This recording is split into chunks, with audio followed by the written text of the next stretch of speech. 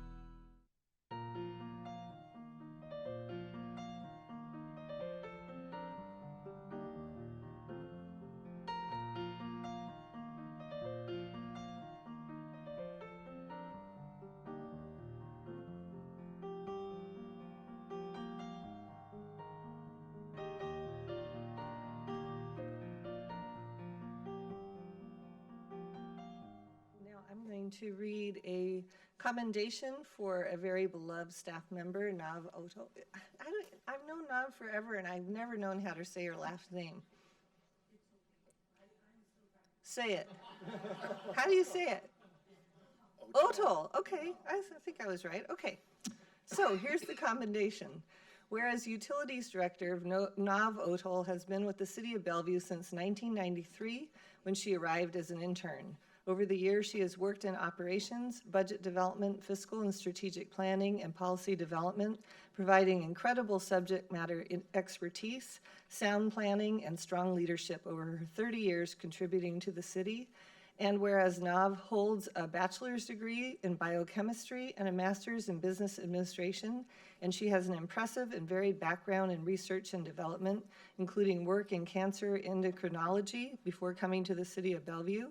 And whereas Nav remains active in ensuring Bellevue continues to be on the cutting edge of best practices and innovations in water management, serving as a member of the American Water Works Association, the Association of Metropolitan Water Agencies, and the Smart Water Network. And whereas exceptional customer service, high quality and impeccable safety are core components of the Bellevue Utilities mission that Nav has fostered over 12 years at the helm of the department and more than 2 decades as a core member of the utilities leadership team. And whereas not only has Nav built a culture of pride and excellence in the essential work of utility services, she has been generous with her knowledge and strategies, helping to create a deep bench of expertise and a widely respected group of leaders and teams who deliver value to the city and community daily. And whereas Nav will be missed for her leadership, integrity, and humor as she worked diligently to deliver quality water management services to the community, plan for a successful future of this resource and infrastructure, and keep the best interests of utility customers and staff members at heart. Now therefore, I, Lynn Robinson, and on behalf of the Bellevue City Council, do this 26th day of June in the year 2023, hereby commend Nav Odol for exceptional dedication and service to meeting the current and future needs of the Bellevue community. Nav, would you like to come up and say something? And I think I'll give everybody up here a chance to speak, including the city manager. I know that. Even the city manager gets to say something? That's not fair.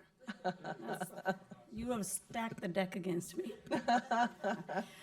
Thank you, thank you. So I prepared a few notes, a few remarks, and I was told I had an hour, but until 5 minutes ago, and then the city manager said, no, actually you get 5 minutes or maybe less.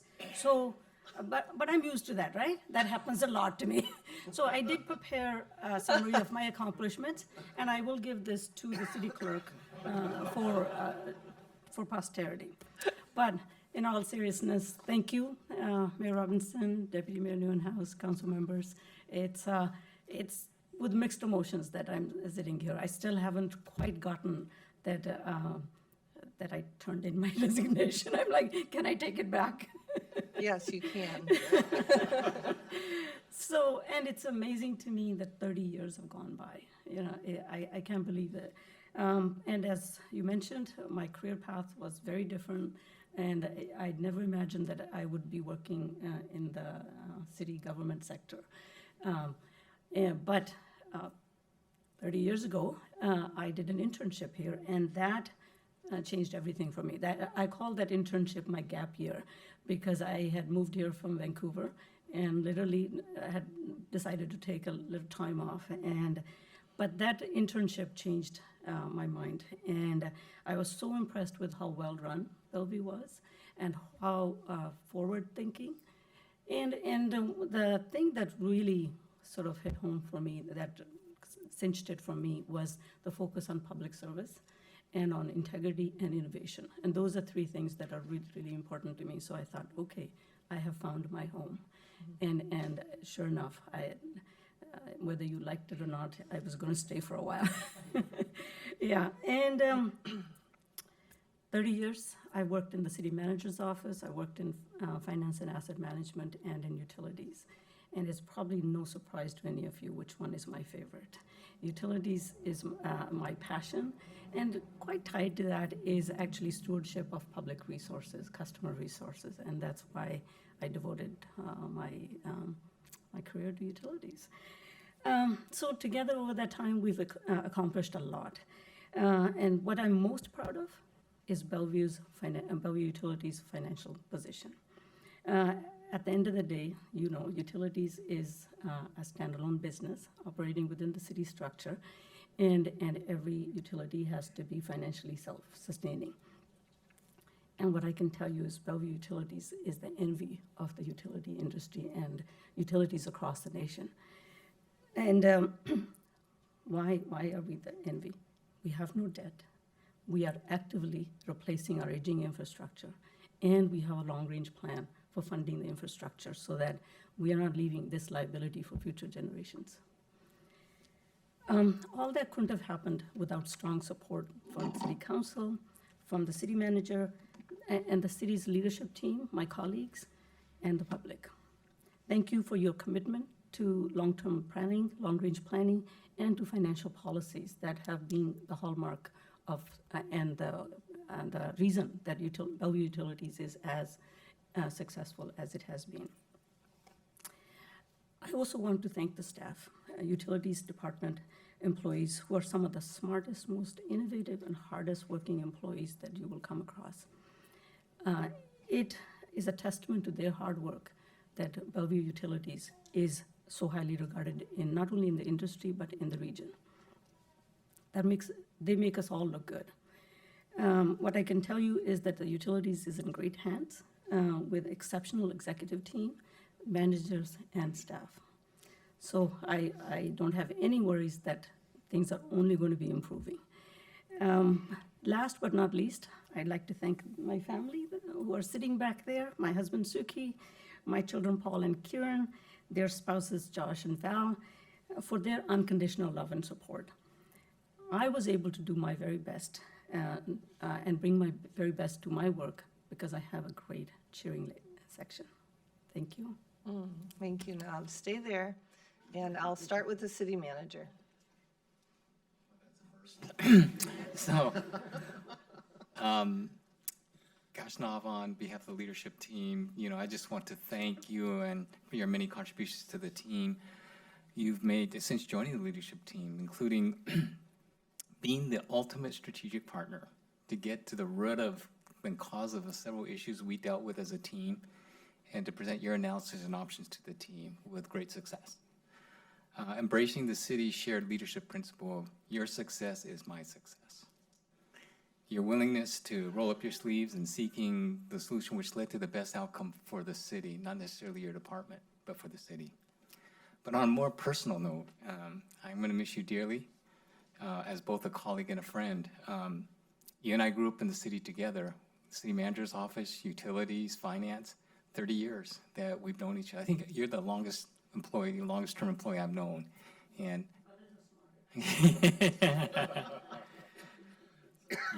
and the most funniest one too. But you know, I want to say that you've always been there for me, and there's nothing you wouldn't do for me, both as a colleague and as a friend. And I'm gonna miss you dearly, but I hope to see you on the other side of retirement and continue to be friends. And I will acknowledge your family here because they've been a big part of your career here and support of you. So thank you. Okay, we're going to start with longevity on the council. Conrad Lee. Thank you. Well, Nav, we have several things in common. First of all, I want to say that you're a short-termer. I've been here for 30 years or so. You've been here for 30 years. But I'm still here. I'm not going to quit yet. So anyway, that's my sense of humor. However, we do have several things in common. Public service, as you mentioned, is very important to you. That's number one. And I know you continue to do so because you still are elected as a water commissioner in your town you live. So I believe you continue to do so. And we look forward to have you doing much greater things because this is a topic that affects all of us in the region. And you are very fiscally responsible. We know that because of how you run your department. You are an independent department from the city. You don't depend on tax revenues. You depend on how you serve your community through rates that they pay willingly. When they turn on the tap, the water comes through, they can drink. the cleanest water in the country. I can testify, many people have done so. And, you know, when you flush a toilet, it goes away, you know, it doesn't back up. And so it's just amazing what you have done over the 30 years you've done. And we have done it in a very wonderful, financial, responsible way. You know, our rate is very stable, we have good policies. And you also are looking at the future generations, you know, your family, your grandkid, your first one, I understand, grandbaby. You must be very proud. So this gives you a little bit of time to enjoy your grandbaby. And you run such a department because I'm very, very happy to be liaison to Environmental Services, Commission for the last couple of years. And it's very rewarding to see firsthand how you run your department. You make people first for your department. You hire the right people, that's very important, and treat them right. And I can tell from the way you run your department, run your department and the people. And you're also the most favorite department in Bellevue Essential. When people go through all the departments in the city, they all love it. Okay, And so, thank you. Anyway, Good job. well, One See? more line. my sense of humor just like yours. I got a whole stack of notes prepared to say to you, but Mayor will not allow me to do that. So you have, 3 minutes? Okay, But Councilmember anyway, Robertson. long more to go. Thank you. Thank you, Nav. It's been a pleasure. I'm very sorry to see you go. You've been just such a wonderful leader. I remember when Denny left the position as director, and I was a little nervous who's going to step into his shoes. He'd done it for a long time. And when you were appointed, I just took this big sigh of relief because I mean, you're smart, you're diligent, you're the consummate professional. I knew that the department was in really good hands. We've had a long tradition in Bellevue Utilities of looking at things long range. I don't know of another city that does their projection of 80 years for their infrastructure. Bellevue does, and that's always shocking to me, but it's shocking in a good way. We have such a long tradition of stewardship and incredibly strong financial management, and you have stepped up to that and carried that through and taken it even further. You've just so honored that tradition, but you've continued to, we've always been replacing water pipes, at least since I've been around. But under your tenure, we started doing the stormwater, mapping the system, getting the video cameras so that we can make sure that that we don't have flooding issues, looking at developing source. I mean, those are just such testaments to how strongly you've taken the stewardship of this department and making sure that the ratepayers and that the system itself is in just such great hands. And I really, as a ratepayer and as a council member, I really appreciate that. You've also been a really strong advocate for Bellevue on the regional utilities issues, and I've also appreciated that. And your mentorship and development of employees under you, I mean, it's another form of stewardship, making sure that the department will continue to be in good hands. I mean, they won't be your hands, which is very sad. And yes, you can withdraw your resignation, at least as far as I'm concerned. But, that's just wonderful. And it's just exactly how people should strive to be in terms of being a servant leader. And at the core of it all, I've always known your love of your family. And so the family that doesn't see her at work, let me tell you, she's thinking about you. And I know that that's been one of your touchstones. So, we've been lucky to have you. They're even luckier to have you. And now they get to have you back. And I hope that you have a really wonderful, long, healthy, and happy retirement. Thank you. Councilmember Stokes. Yeah, thank you very much. Thank you very much. I want to follow up on these. It's really amazing things that we talked about already. I was a little confused here. I thought, we could withdraw this, and actually, it takes a vote of council for you to be able to leave. And the answer is, we're very excited for you and want you to go knowing that you've done a tremendous job and you've impacted so many people, including us. When I came on the council in 2012, first thing I was appointed liaison to the Utilities Environmental Services Commission. And you took me out to the facility and a little room with 5 engineers, and we talked about you know, where the sewer pipes were, where the lines were in 80 years and all this stuff. And it was just amazing. And it was an amazing 2 years working with you. And then working with you for a long time on the Cascade Water Alliance. And when I was chair, we ran through a lot of questions and issues and things and building that whole piece. And it was just amazing working with you. And I really will miss you and missing going over to have a lunch every now and then. And just your being here and what you've added to the community is just amazing. So, you know, looking forward to seeing you. You've got to come visit with us every so often. And just best wishes to you, and we'll miss you terribly. Thank you.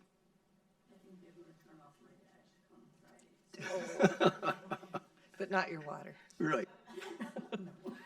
So, Nav, you know, I'm going to miss you so much. You know that. Really enjoyed working with you. I've learned so much from you, but I have to say you have run that department with an iron fist to the benefit of the city and the residents. And I think what is so remarkable is when you look at the major replacement projects that we have to do in the city, most cities would have to jack up the rates just to cover those projects. And you've been working for so long to make sure that we have the funding available to do these projects. I do really appreciate the way you've done that. So you've left the city in a even better place than when you started. Thank you so much. Let's see, on to Councilmember Zahn. Oh, thank you. Well, I too will echo my fellow council members' comments about just such a well-deserved retirement and 30 years. You know, nowadays, we don't see people that stay in public service for that length of time, and so it's a testament to your love of Bellevue that you could have gone any place with your talents and skills, and yet you chose to stay in Bellevue to lead the department and continue to bring this amazing service to our community. And I thank you for that. I also think that you are also creating that role model for a woman in leadership in a profession that still doesn't have as many women leaders in it. And so I also thank you for how you show up and model the way for future women that might want to be in this profession. And thinking long-term, even when sometimes we get comments about but our utility bills are high, and how you stayed steadfast in grounded in the fiscal responsibility of truly what long-range thinking looks like, and being able to explain with all your tables and figures why what you're recommending is the best solution for the city and our community. And to me, that really matters, because sometimes utilities, it can be a little dry and people don't completely understand. And yet I think that you have a way of talking about it that brings the information clearly to others on a very technical topic. So I thank you for that as well. And very much enjoy your retirement and your family. And whatever your next journey might look like, we might see you back doing something similar. Who knows? Thank you. Okay, let's see. Deputy Mayor. Oh, okay, thank you. I like the iron fist. That was good. You're like the Margaret Thatcher of utilities. That's right. I will so miss you. You have been such a bright light in City Hall for day one from me, and my first liaison assignment was with the Environmental Services Commission, and it was just so. It was just amazing to learn so much from you and your excellent team, and that's a mark of a true leader, as been mentioned before by our city manager as well. You surround yourself with such incredibly gifted staff, and you want them to succeed, and you've brought them along, and now you're in a position, even though none of us want to see you leave, but we know you leave us in really good hands. So thank you so much for that leadership style and what you've brought to the city. And I have something on my colleagues that nobody else does, and that I get to see you on a regular basis still, because if you don't know, Nav is actually an elected official as well as a water commissioner for the city of Sammamish. So we serve on the Growth Management Policy Council. So I still get to see you at least once a quarter, maybe a little even more. So I really look forward to that, and certainly will miss you very much. I don't believe it's been 30 years, but you've just been a treasure at the city. We'll miss you very much. Thank you. And Councilmember Rexdale. So going last, everybody has already said most of what I would say, but just wanted to say thank you for your many years of service, and especially the time that I've had a chance to work with you on Cascade Water and also the Flood Control District, your favorite. And just really appreciate your guidance there, and also just the guidance of your capable staff that everyone has already complimented, but just played an instrumental role in helping me prep for those meetings. And also just really enjoyed the conversations around innovation, impervious surfaces, and sensor technology and so forth. So just really grateful for having the opportunity to work with you, and wishing you the best in retirement.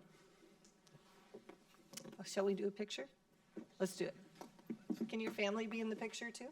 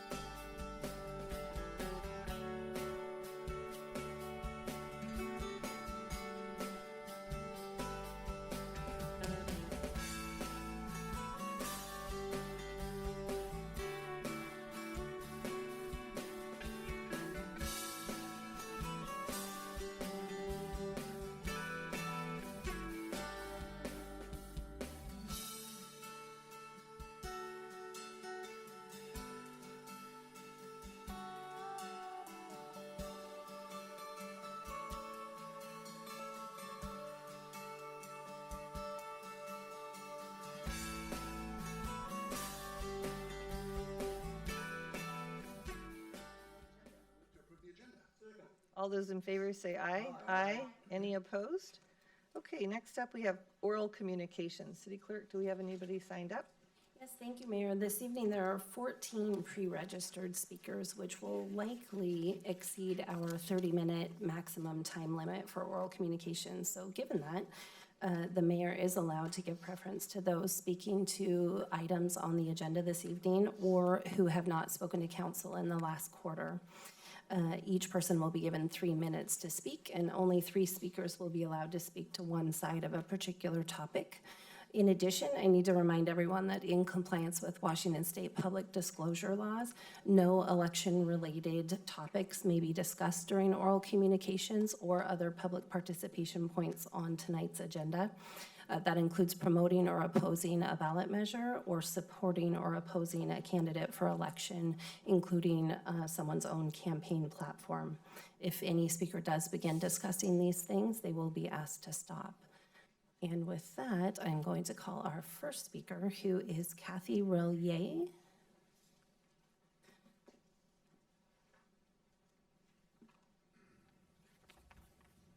Good evening. I'm Kathy Relier, the Chair of the Building Committee at St. Peter's United Methodist Church. When our pastor, Reverend Dr. Steve Baber, testified on November 14th last year, he urged you to adopt criteria that would make St. Peter's eligible for the Affordable Housing Density Bonus rezone. You heeded our request, and on behalf of St. Peter's, we thank you. Your decision tonight creates the potential for our 5 acres to be transformed with 70 units of affordable housing, including 3 and 4 bedroom apartments. This will mean a lot for folks struggling to find safe housing for their families in Bellevue. I often shop at Crossroads, only a mile west of the church. I often wonder how far the workers at Crossroads have to travel to get to work. Probably most of them earn the minimum wage, which is $15.74 an hour. That equates to $2,518 a month pre-tax. They aren't living in Bellevue with those wages. In 2022, the Bellevue median rent for a 1-bedroom apartment was $2,600, and a 2-bedroom apartment was about $3,000. Your decision tonight will create the potential for St. Peter's and 35 sister congregations to help those good workers at Crossroads and across our city find homes for their families near their jobs. We applaud you for this vision and commitment and look forward to partnering with you as St. Peter's moves forward. Thank you. Thank you. The next speaker on our list is Barbara Braun, who's joining us virtually. Ms. Braun, can you hear me?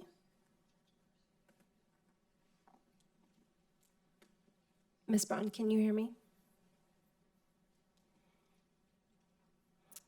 I see you're connected with 2 devices. I'm going to try your other device. Can you hear me now? Yes, thank you. Can you hear me? Yes, your time begins now. Yes, thank you. Sorry about that. Good evening, Mayor, Deputy Mayor, and city leaders and council members. My name is Barbara Braun, 13609 Southeast 43rd Place. I appreciate all the work this staff are doing on the tree code. The city has listened to the community input and is taking action, and that's truly wonderful, so thank you so much. I'm encouraged by the continued commitment of the council and the city staff to our city in a park and to our 40% tree canopy goal. This is so vital to maintaining livability as Bellevue transforms into a denser, more urban city in the coming years. I largely support the scope of the code work being presented to you tonight, but would like to see it be even stronger since we don't do these code updates often. For example, we need codes that apply to all types of properties, residential and commercial, and not just to single-family residential. Under the tree removal portion of the scope, discourage lot clearing should be prevent lot clearing and reduce the number of trees that can be removed per year.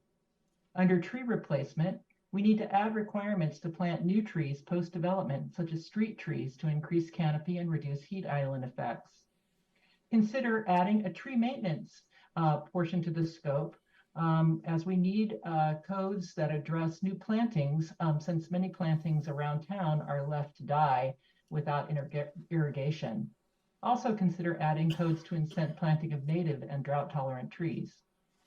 I encourage the city to go further than this project and look at additional actions that will ensure our tree canopy will endure and grow in the coming years. For example, we need to make sure our preferred alternative in the comp plan achieves 40% tree canopy.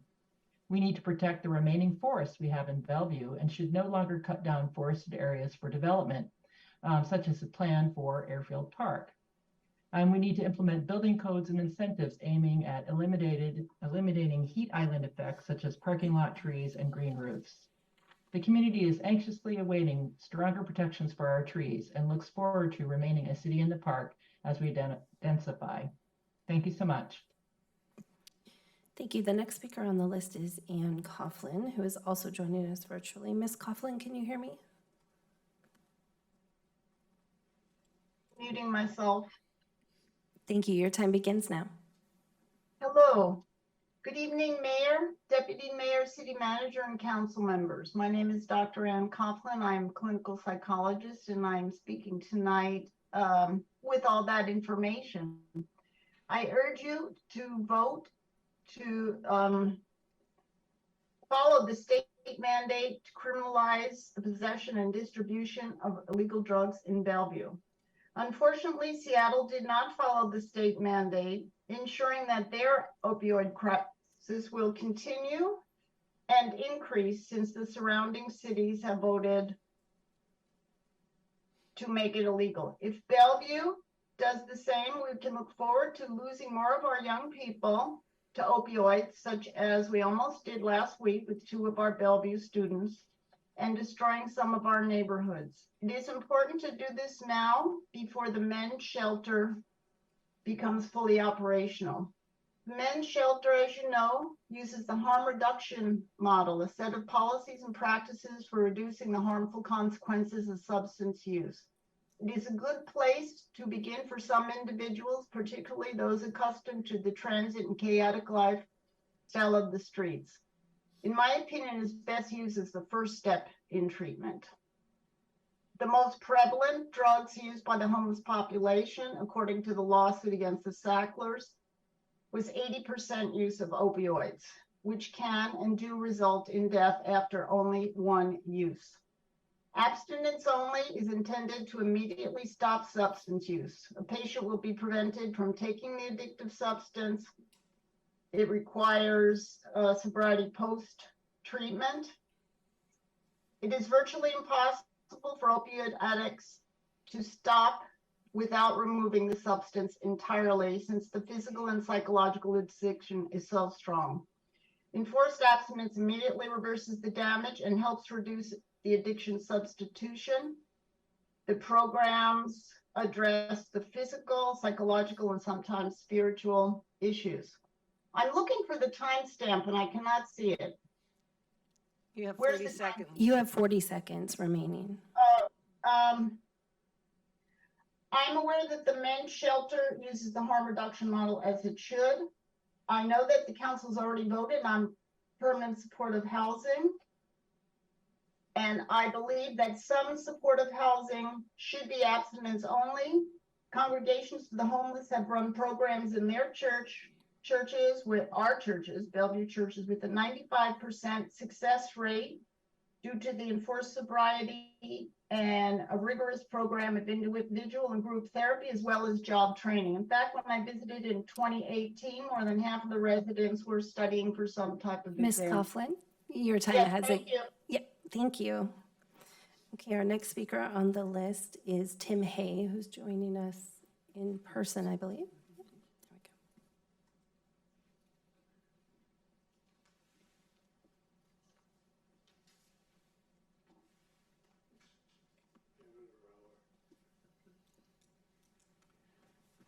Oops, hello. Okay, my name is Tim Hay. I've been a Wilburton resident for 59 years. As a builder, I built homes, spec and custom, for 26 years.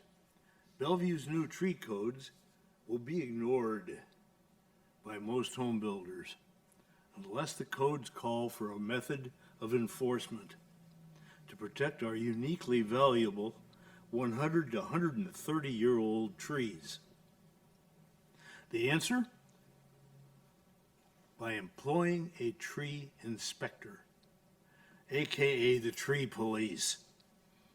Someone who knows what to look for, the evidences of non-compliance with a code, documented with photos and measurements to back up allegations of non-compliance.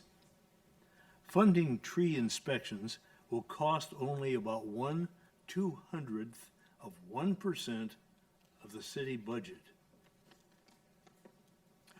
An application for a clearing and grading permit or a building permit shall include a site plan prepared by a surveyor. It must locate all desirable significant trees, 8-inch diameter and larger, by species. The owner and the builder shall sign the site plan and mark which of the lot's total number of significant trees are to be retained. 50% or more should be retained. The loophole, the one we all know about, a way to prevent tree removal before any application for a building permit. The owner and the builder and a witness shall sign the site plan. Below an attestation affirming that they have had no part in planning, encouraging, financing, inducing, or in any other way, directly or indirectly, causing removal of any trees above 8 inches within the 12 months prior to the date of their signatures. The city shall make available to all property owners a quickly navigated appeal system. Now, the penalties for tree scofflaws. The most effective penalty for illegal tree removal will be the city ceasing staff processing and inspections on the property for 6 months. Shut the place down for 6 months. That's strong, I know that. Builders cannot abide being shut down for 6 months. Their mere anticipation of this, what I call the Armageddon penalty, Mr. will Hay? encourage builders' self-policing. Mr. Hay, your time has expired. Thank you. Please ask the planning staff to deal with this. Thank you. Thank you. The next speaker on our list is Joe Kunstler, and he is joining us virtually. Mr. Kunstler, can you hear me? Yes, I can hear you just fine. Okay, thank you. It's always a privilege and honor to address the Bellevue City Council. This is about intergovernmental affairs. I would encourage you to find a code of conduct for your meetings and really keep control of a certain troubled individual. And in fact, I think you should censure this troubled individual the way Congressman Adam Schiff got censured, because this troubled individual supports Donald Trump and hurls hate at you. You do great work. I really support what you're doing on keeping Bellevue safe, and hope you will. And finally, in closing, I hope, and I also support your support of Ukraine, which is very much appreciated. And go Ukraine, go beat Russia, go beat Zimmerman. And finally, I hope you were able to lock up the drug dealers. Thank you for all you do. Thanks. Thank you. The next speaker on the list is Dave Mowring. Mr. Mowring, can you hear me? Yes, I can.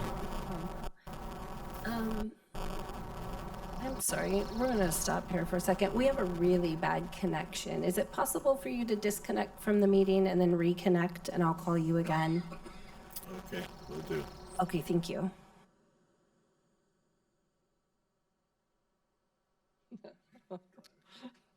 Okay, we're going to move on to Sue Mercer, who's here in person.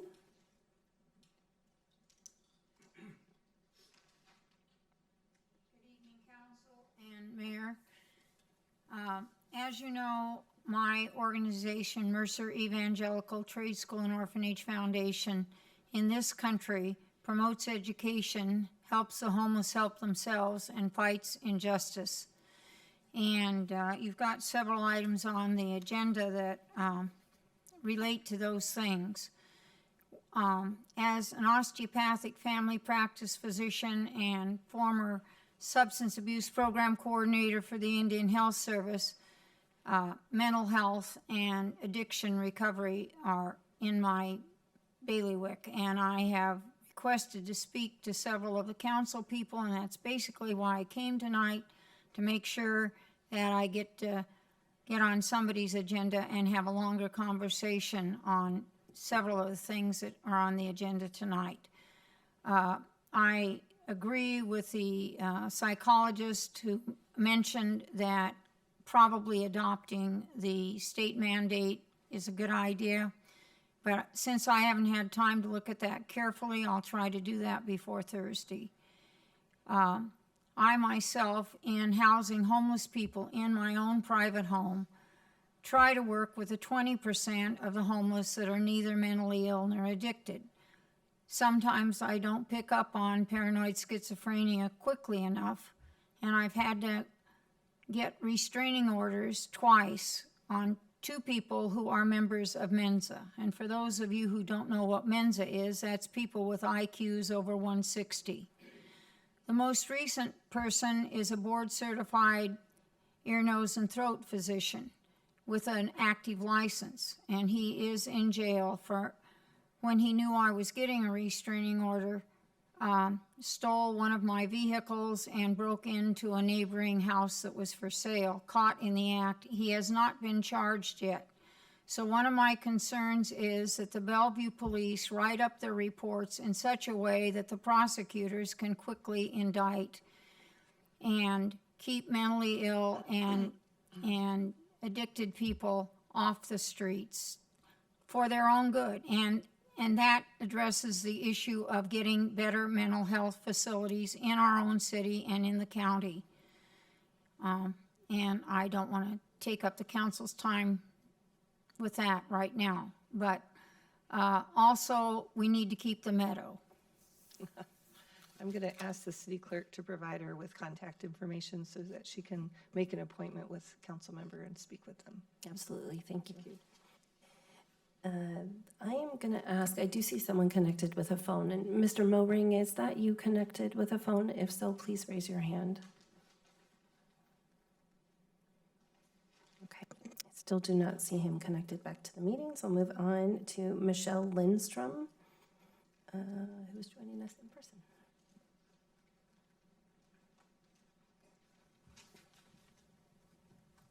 Good evening, Mayor, Deputy Mayor, and City Council members.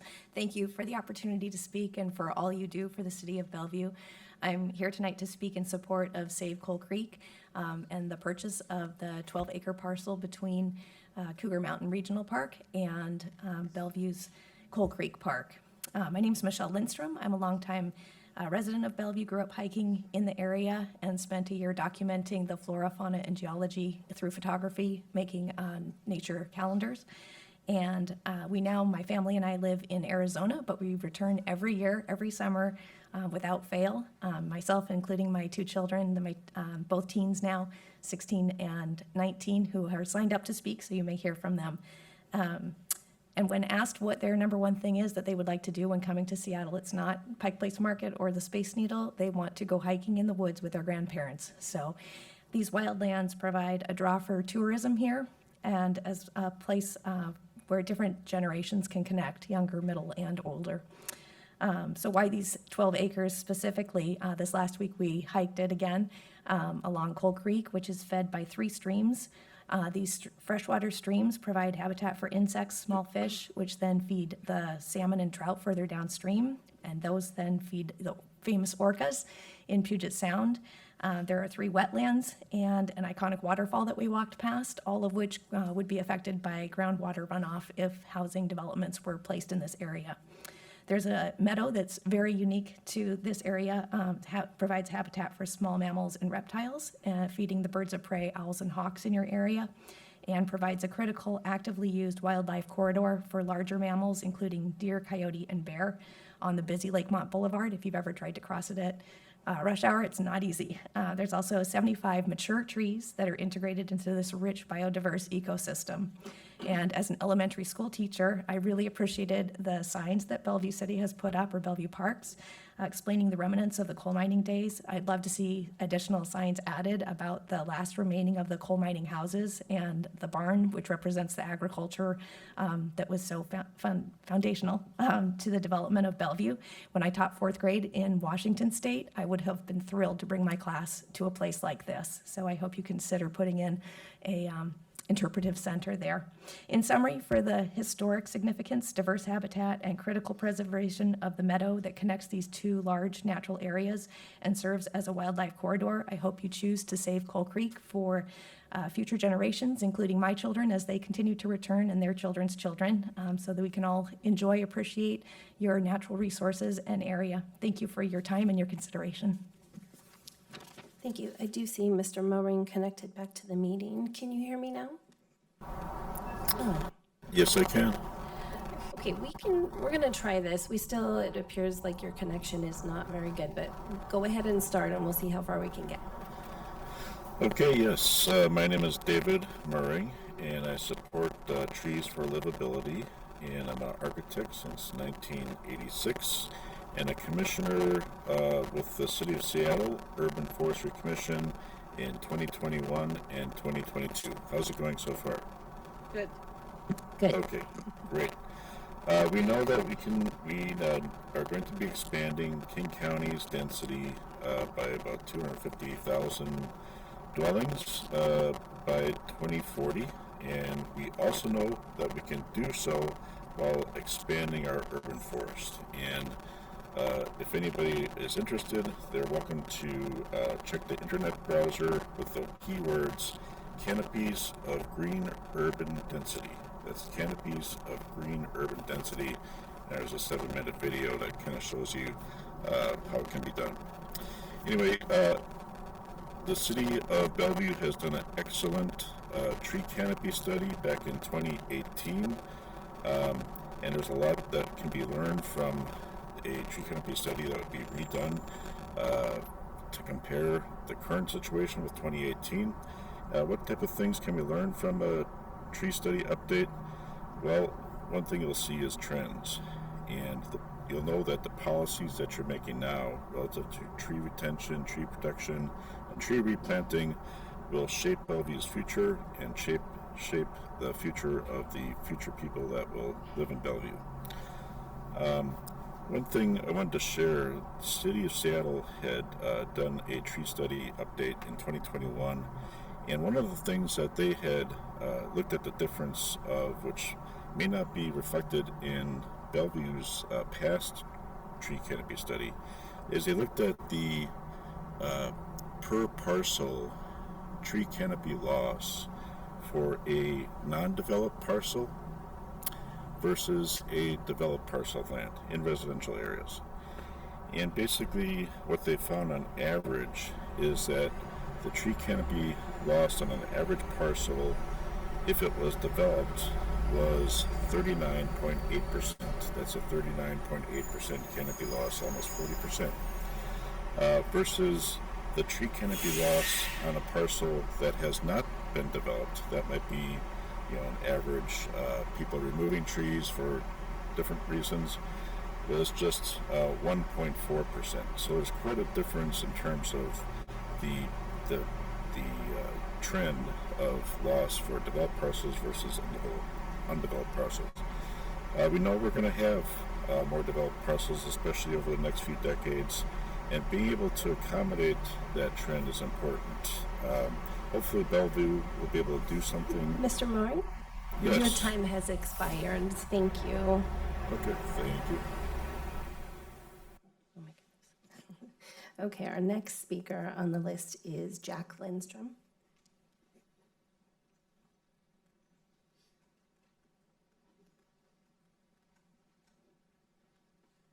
Good evening. I'm Jack Lindstrom, and I am here to speak in support of the Save Coal Creek initiative. Now, we are given the unique opportunity at this time to preserve 12 parcels and acres of land. This land is specific and unique, not only to the creatures that live there, but also the historical value it holds. But more than that, it provides a path for the future. Now, at this point in our time, we have many different features of this beautiful city of Bellevue. However, one of its most prominent is its title of a city in a park. But park by park, it may soon just be a city. So I urge you, please save Coal Creek. This is because it is the unique location of both historical, fundamental history of the beautiful city of Bellevue, but it also allows place for the future. Now, generation by generation, these parks have disappeared throughout America, and this city and these parks within it are no different. But they should be, because this city has its unique features of its nature, something that it prides itself on. And so we must continue to indulge that pride and allow ourselves to develop these parks further by keeping them as parks. Because the generations that come after me or that came before me had parks. So why not the generations that follow us? We are given this responsibility and obligation to preserve wildlife and wildlife habitats and corridors for this wildlife, but also for the people, for the city, for the future. It is preserving life for the future by the experience it provides that no other park can provide and no other park has. So please, and take your responsibility as this action. Please save Coal Creek, as we must develop this area as a park by preserving it. We must allow it to indulge itself in the historical prevalence of it, along with the wildlife and agricultural benefits, without developing it with structures or construction. Instead, we must act on it by not acting. I urge you, take the step, fund it, and allow it to be bought, not by other corporations of the late-stage capitalism world we live in that rot our jungles and cut down our forests. Instead, take your responsibility as you have in the past and continue to, while keeping the city beautiful and allowing it to fulfill your job as whatever role you may play. And with this, please, I urge you, save Coal Creek for the city, for yourselves, and for all that you have done in the past, which I thank you greatly for. You have a beautiful city, and I'm so lucky to be here. Thank you, and good night. Nicely done. The next speaker on our list is Rizwan Samad, who's joining us in person. Oh.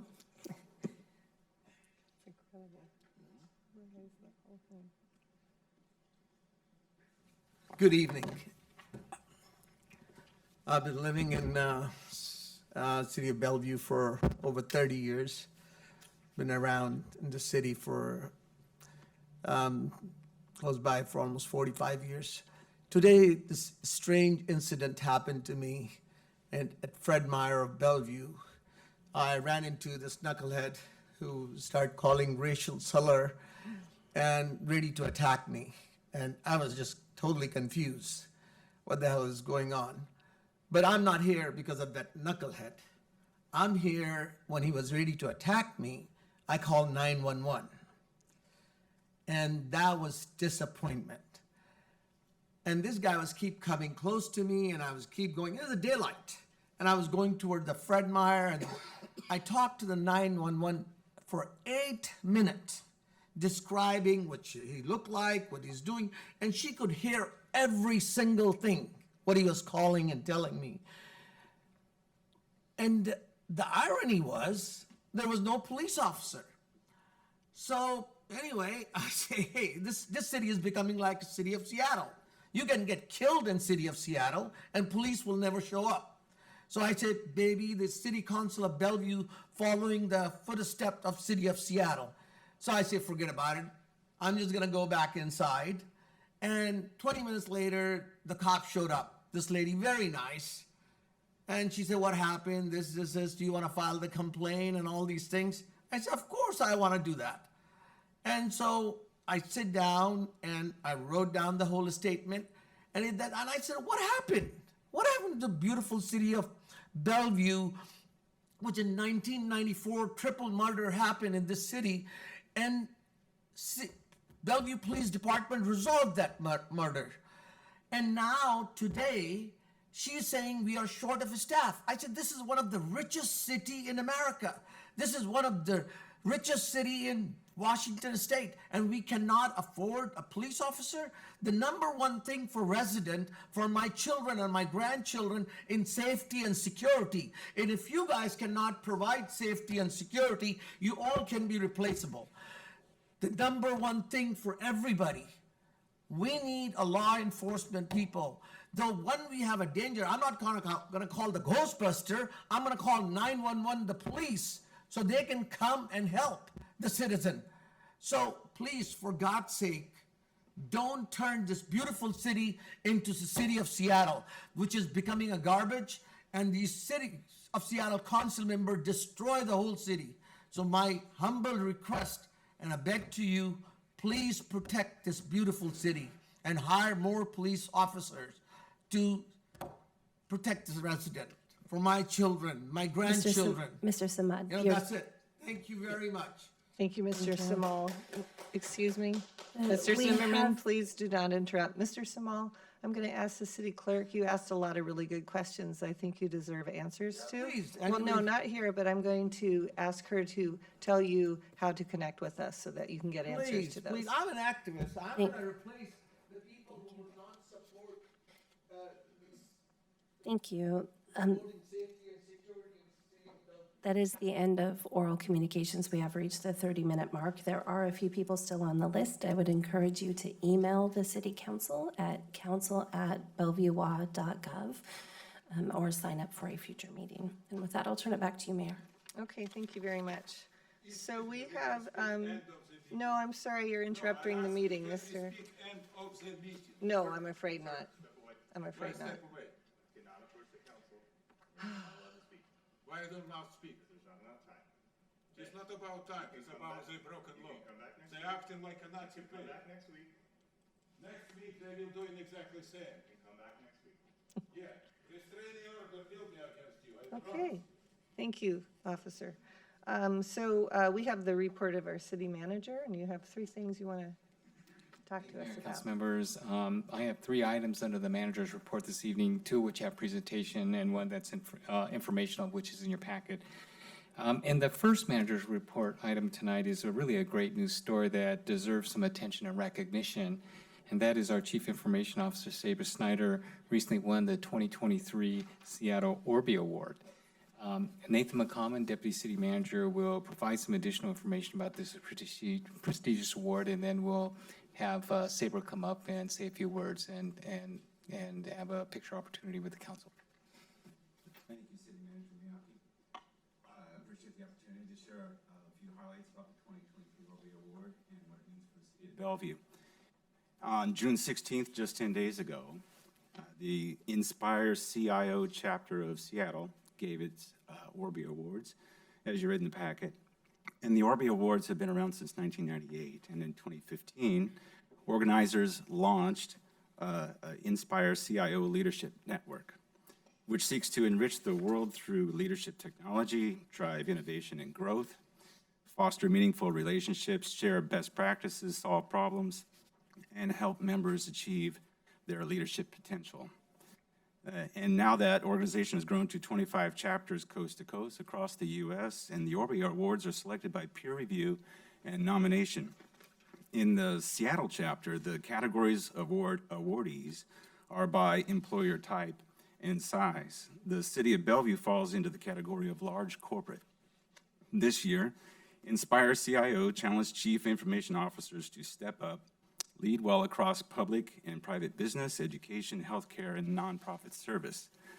And this year, they received 160 nominations, which were narrowed to 25 finalists, and 5 of which were in the large corporate category. I note that it's important to know that private sector CIOs nearly always get this award.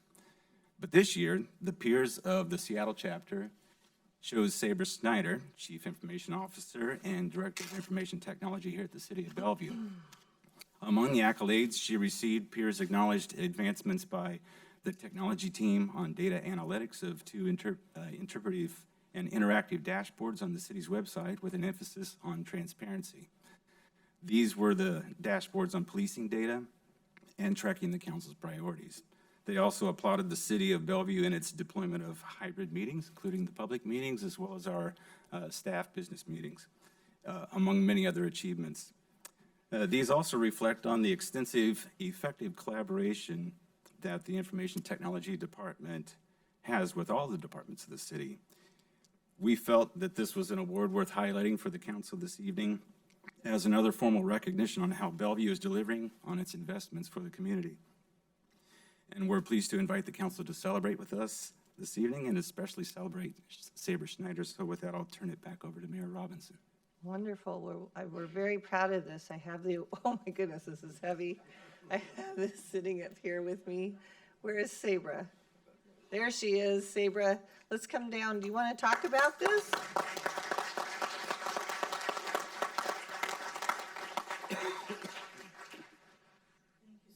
I'll be very brief. First, this is an award for Bellevue. We can't achieve anything in the IT department without the great and innovative vision of council, the support of the city manager's office, the leadership team, and the exceptional staff in the IT department. So my name may be on this, but it is reflective of partnerships and work from across the city of Bellevue, and thank you very much for the acknowledgement. Wonderful. Congratulations. We are really proud of you getting this, and we're proud Thank of you you. too. I'd love to do a quick picture if we could. Okay, let's do that.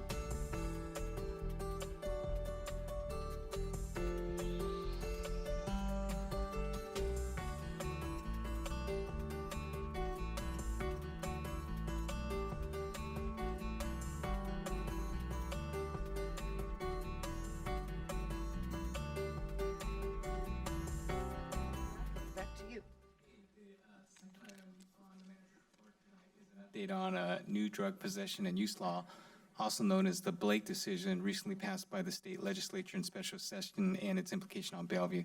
This update is in response to council requests for additional information about this new law. Joining us at the table this evening is Kathy Gerda, City Attorney, Wendell Shirley, Chief of Police, Andrew Popachok, Assistant Police Chief, and Tony Esparza, Assistant Director in our Parks and Community Services Department. And with that, I'll go ahead and turn it over to you, Kathy.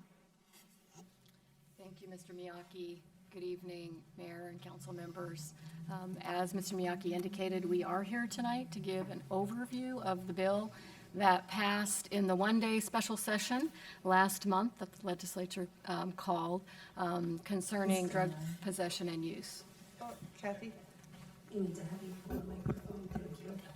She's following the sign that says, "Do not touch the mic." There was. I was following, for once, I was following the rules.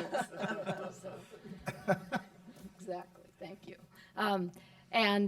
We are going to focus tonight on the parts of the bill that have implications mostly for the city of Bellevue and talk about how we see the city implementing the bill moving in the future. So the topics we'll cover tonight, we'll do an overview of the parts of the bill that involve crimes, new crimes and amended crimes.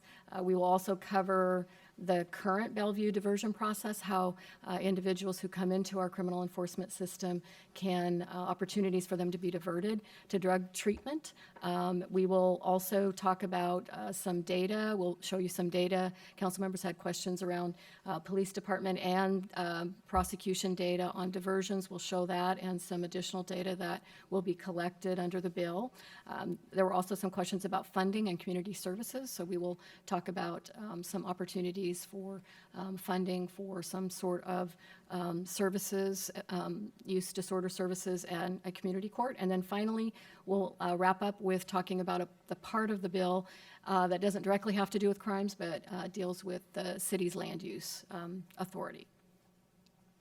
So starting with the part about crimes, this Bill 5536, or the Blake Bill, as it sometimes is called, changed some crimes and created some new crimes. So it created as a gross misdemeanor knowing possession of a controlled or a counterfeit substance. So a controlled substance, as you may know, is a substance that's heavily regulated by the government because of its potential for abuse and creating dependencies. So it includes narcotics, for example, like heroin, cocaine. Counterfeit substances are substances that are usually controlled substances that are falsely labeled. The bill now makes a knowing possession of those substances a gross misdemeanor. It used to be a misdemeanor in the prior Blake bill in 2021. Before that, before the Supreme Court decided the Blake decision, it was a felony. It's now a gross misdemeanor. They also added a crime, knowing use of a controlled or a counterfeit substance in a public place. That was not a state crime previously, so it is now a new state crime. There was some debate in the legislature over whether to return the possession of drugs to a felony, to keep it as a simple misdemeanor, and the legislature found a compromise. They made it a gross misdemeanor, these two crimes, but they modified the penalty. So normally the maximum penalty for a gross misdemeanor is 364 days in jail and a $5,000 fine. So the compromise here was to make the first two convictions of possession or use, knowing possession or use, a 180 days in jail and a $1,000 fine. So that was the compromise for the first two possessions. At the third conviction, it goes to the normal gross misdemeanor penalty.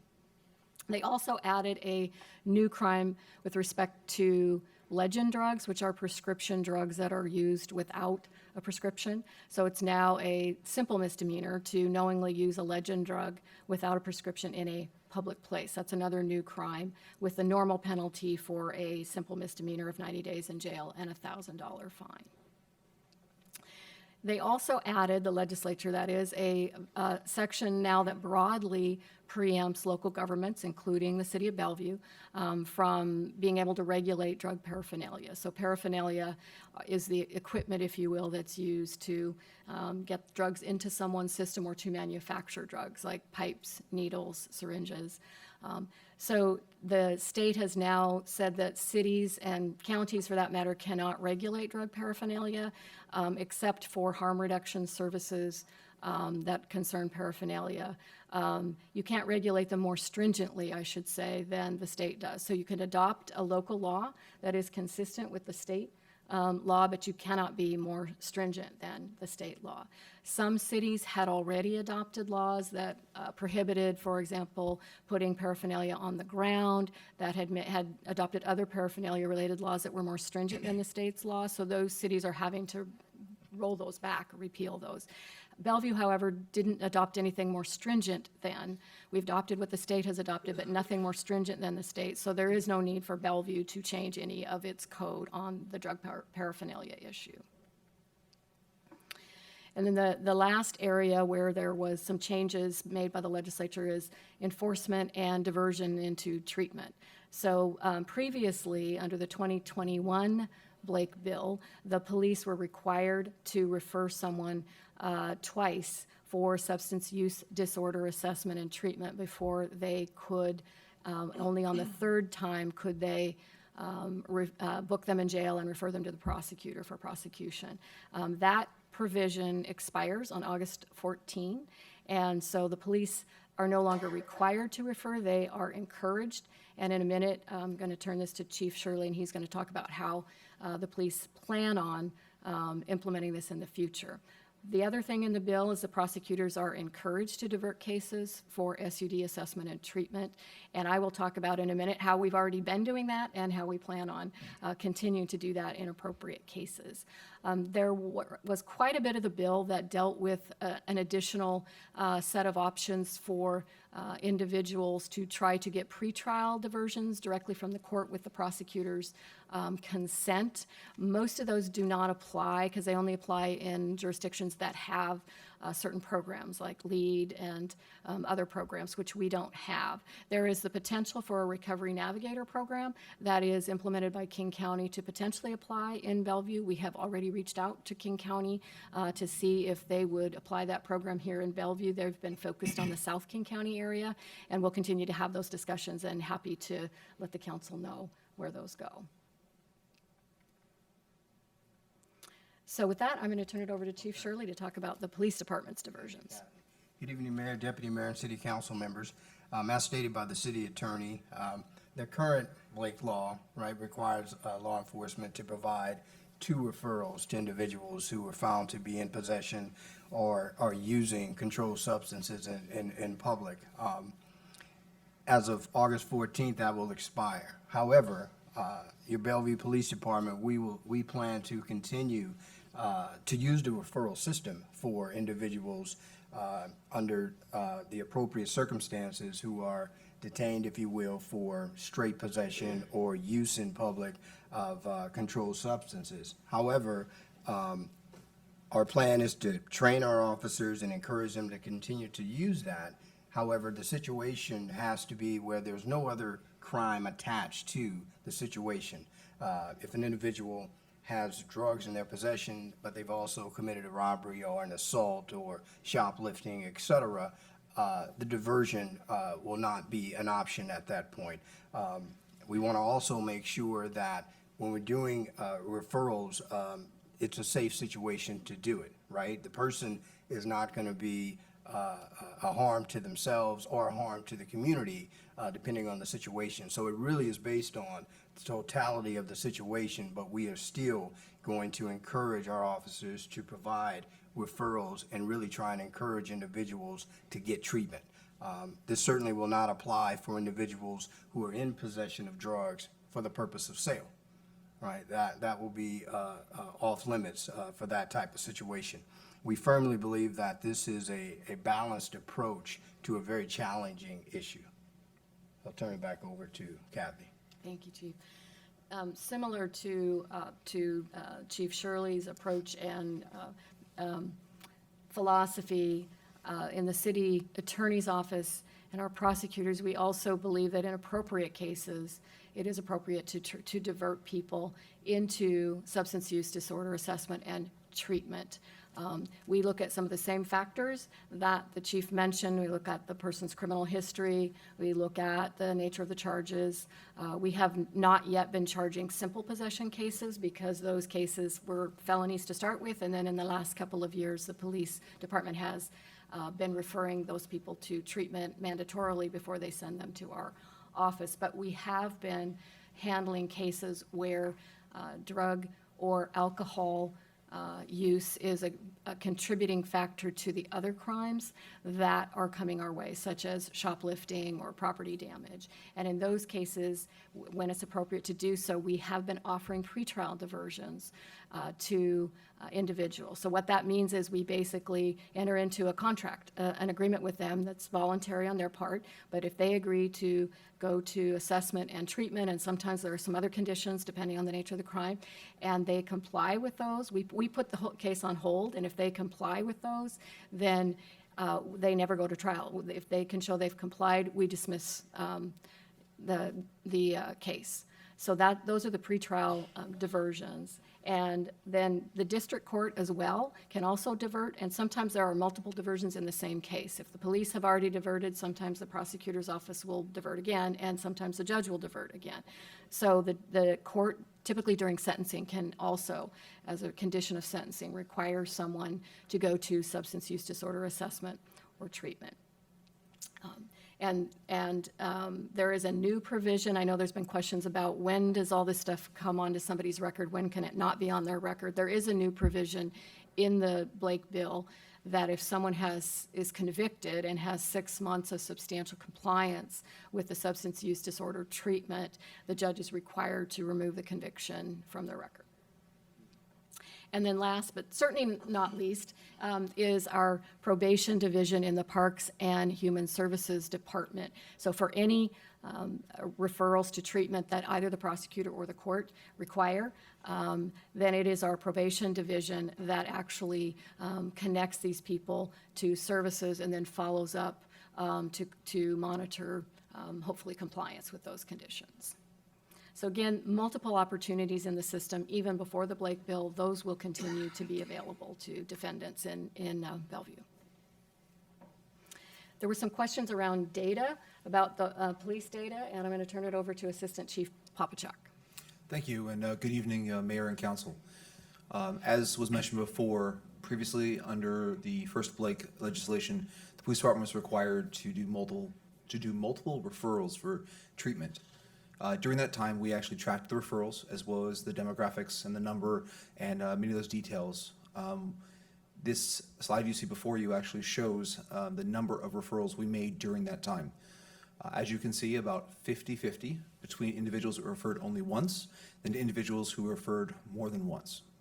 And that could be, as you see, by the total number versus the two numbers there, it might be more than one. So it could be 2 referrals, could be 3 referrals for an individual. So we did refer some individuals multiple times for treatment. Next slide, please. So during that referral process, we tracked the FBI, NIBRS, and UCR data. Those are things like age, sex, race, ethnicity. And those are all data that was very important to us because we wanted to make sure that we were tracking that as part of our process. The other thing that we specifically did was looking at if the individual was a resident of Bellevue or not, and that was not inside of the sector data that we got. Sector is a program that we used to actually track these referrals, but we in our own system are able to track resident status. So if we arrest an individual, there's a checkbox the officer does, is the person a resident of Bellevue or not. In the future, as part of the new Blake legislation, the Substance Use and Recovery Services Plan recommended us to address further areas of data that they wanted us to collect. As you can see there, data such as sexual orientation, income, geographic areas are not data that we currently collect. So we're looking at these and making sure that we not only have a way to how are we going to collect these properly and making sure we're getting good data into the system, but then how are we going to report these out to the community? So moving forward, that is data that we're going to collect as part of the process, or we'd like to collect it. We just have to figure out how to do that and then how best to make sure the community is aware. You can see all the previous data we currently collect is in there as well. So that one's very easy because we already do that. It's the new data that we really have to address. How are we going to do this? And then how to let the community know about it. I'll hand it back over. And then data involving the prosecution and court referrals is on this slide. So this is a compilation of, again, both where the prosecutor has referred people to the prosecution, or excuse me, to the probation division for treatment, and the court as well. So we went back several years to pull the data. What this shows is, for example, in the year 2020, in the total of 680 cases handled, 207 of those, or 30% of them, were cases where SUD intervention was required or agreed to. And of those cases, 53%, or 110 of those, successfully completed the SUD treatment. And similarly, those numbers for 21 and 22, you see 39% had referred to treatment in 2021, a 74% successful completion rate. In 2022, 43% referred and 70% successful completion rate. Our probation division also pulled some recidivism data, and I'm going to turn it over to Tony to talk about that. Good evening, Mayor, Deputy Mayor, and Council. So our probation division routinely calculates recidivism statistics. Even prior to this presentation, we calculate them at the 3-year mark. So our recidivism statistics would be in reference to that year of 2020. The data that we pulled showed that for those that completed treatment, their recidivism rate was 9%, and that is for a crime anywhere. For those that were not able to complete treatment, the recidivism rate was 38%. It is important to note that the only control factor in those statistics is whether or not they completed treatment. That doesn't control for things like income level, access to insurance, or transportation that could also mitigate somebody's ability to complete treatment. And then also, Tony's going to talk about some funding and community court. Great, thank you. So 2 related but separate issues. The first is the opioid settlement funding. So we have begun receiving funds from the opioid settlement, and we are guided in its use by a memorandum of understanding. There is a cross-department work group between Parks and Community Services, a representation of the police department, and a representative of the fire department that will be coming together to accomplish what we need to put a proposal together. So that will include ideas of use of the dollars in response to the MOU, and also getting public input on those proposals. So we will keep you all posted.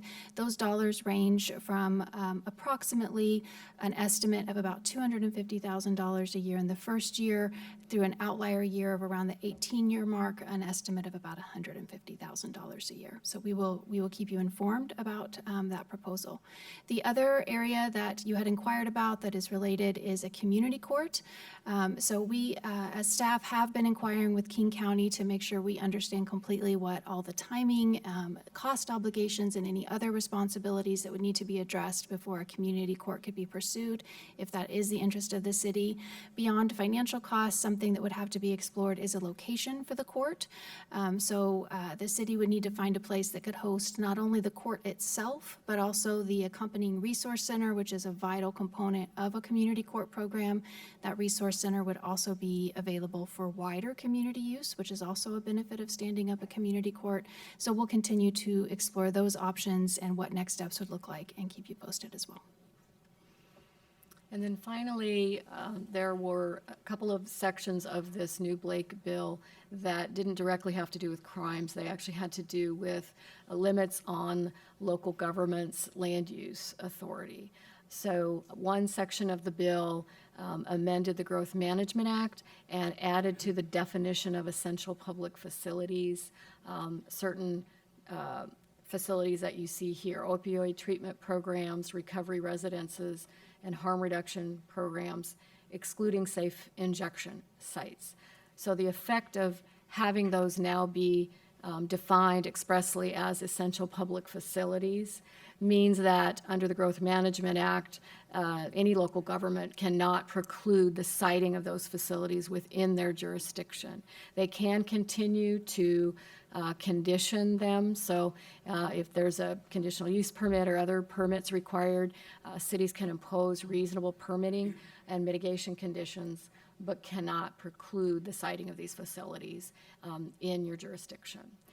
And then there was another section very specific to opioid treatment program citing. And that very clearly is trying to make sure that these facilities aren't treated more harshly than others. So the legislature put in a limit and said that any conditional use permit requirements for these facilities have to be the same requirements that are similarly applied to other essential public facilities and healthcare settings. And they also added, this was something that I think last year they put in for counties, and this year they added it for cities, which is that a city cannot require a maximum limit on the number of participants in an opioid treatment program citing facility. So that concludes our city manager's report. Thank you. Thank you. So we will be having discussion on this in our study session item. This is just for information. And our third item. Yes, Mayor and Councilmember. The third item is the second quarter economic development update. It is included in your packet in written form, and no presentation is planned tonight. But as always, if you have questions, please reach out to Michael Cotterman, the Community Development Director, or Jessica Nate, our Chief Economic Development Officer. Very good report, by the way. Okay, thank you. We will get through our council business and then we'll take a break. So first we have an excused absence request for the July 10th meeting from Councilmember Robertson. Would you like to make a motion, Deputy Mayor? I move to excuse Councilmember Robertson from the July 10th, 2023 City Council regular meeting. Second. All those in favor say aye. Aye. Any opposed? Okay, great. Then we have council liaison recommendation for appointments to the Environmental Services Commission from Councilmember Lee. Thank you, Madam Mayor. It's my pleasure to recommend three individuals to fill the position of commission on the Environmental Services Commission for the same terms starting now through a full term expiring on May 31st, 2027. As normal, we have a tremendous pool of applicants. It's always inspiring to see how many quality people, individuals from the city who are willing to volunteer, engage for the betterment and well-being for the city. So I don't want to go to individual specifics. But it's a great pool of folks.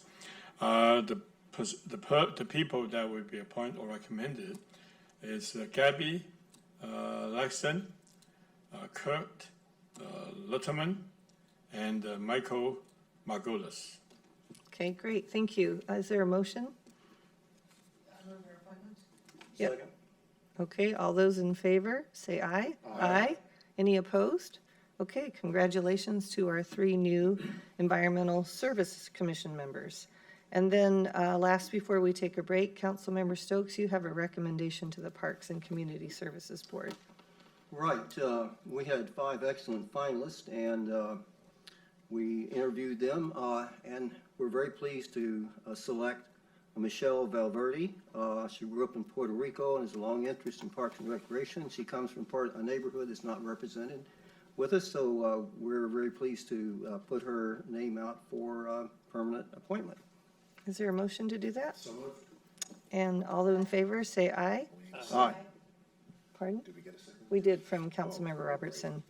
And I say aye. Any opposed? And so congratulations to Michelle for becoming our new Parks and Community Services Board member. Excellent. Thank you so much. Let's do the consent calendar and then we'll take a break.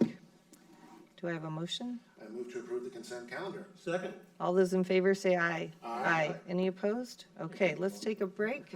We'll resume at 20 till.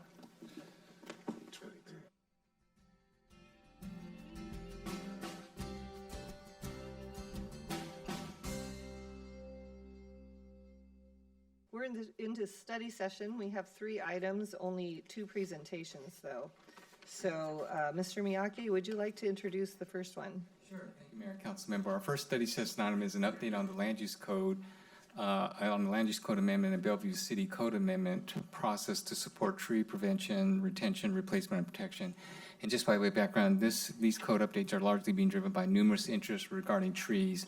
And in response to the council's policy direction at the November 2022 council meeting, staff recommended and implemented a phased approach to accommodate community outreach to help inform potential land use code amendment and Bellevue code amendments to support tree preservation, retention, replacement, and consistent with the Environment Stewardship Initiative. Tonight, staff will provide a midpoint check to report on outreach and progress to date. And it will be seeking any input the council would like to give us. We are not seeking any direction from the city council this evening on that. So joining us at the table are Nick Whipple as well as Christina Gallant, both from Community Development. And with that, I'll turn it over to you too. Great. Thank you, City Manager Miyake. So Nick Whipple with the Code and Policy Division and Development Services, and Christina Gallant with me as well. We're here tonight to talk about the tree canopy code amendments, as the City Manager mentioned. This is our midpoint check-in. So you all initiated this project back in November. Since then, we've been busy talking with the communities. It's interesting to note the first kind of mention around tree retention was established in the code in 1982. So it's been about 40 or so years since we've had kind of a comprehensive look and a check-in with the community on trees.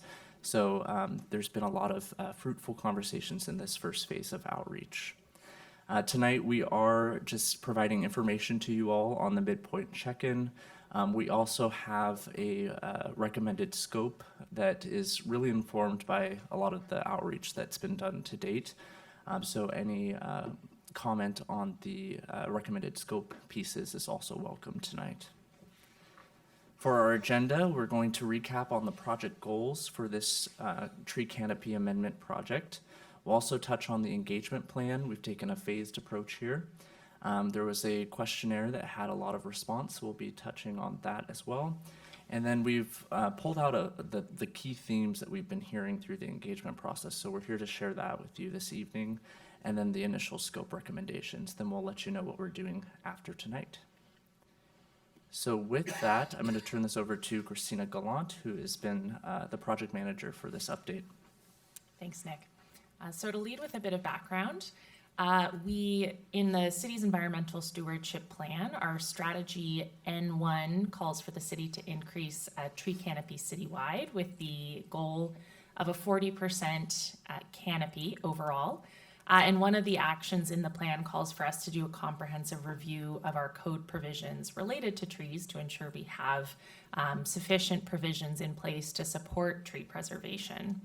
A couple of other actions as well, calling us to incentivize the right tree in the right place and identify opportunities to improve our tracking data on the canopy. And now the project that we're here to talk about.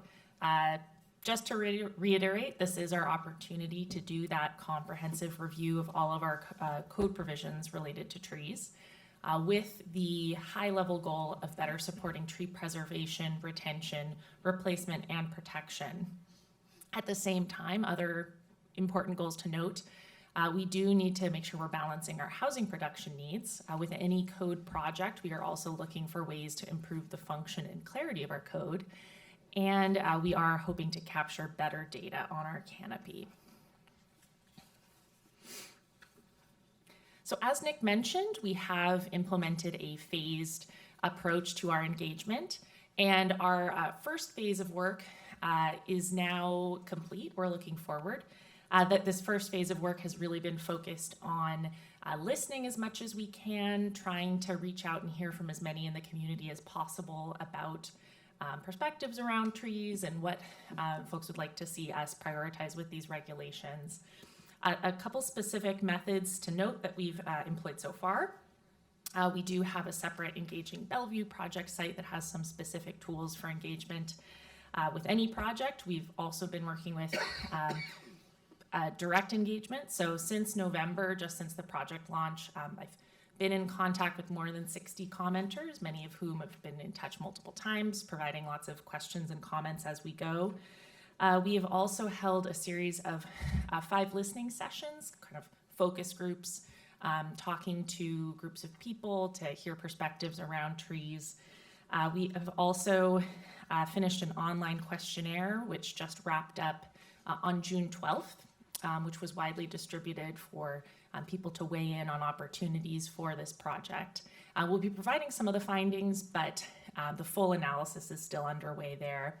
We also held a public information session back on June 12th, where we had 35 attendees in person at City Hall to ask questions and explore information about the project. So at this point, we are moving on to phase 2. And at this phase, we are, with the input as well that we received tonight, going to be shifting towards developing those code recommendations. And this phase of our outreach process is going to be focused on sharing what we're working with and getting feedback on those proposals. So we will be continuing that direct engagement process. We have planned for up to 6 additional listening sessions to take place through the summer and fall. We are also planning on up to 2 additional public information sessions, which may be in person or online. And of course, we will have a Planning Commission public hearing on the land use code components of this proposal once those are ready. We would note at this phase, we do have some flexibility for additional outreach. We have brought in a consultant that's been supporting us really well throughout this project and looking forward. And so we have some flexibility to adjust our methods moving forward. So an opportunity there to think about what we might do differently.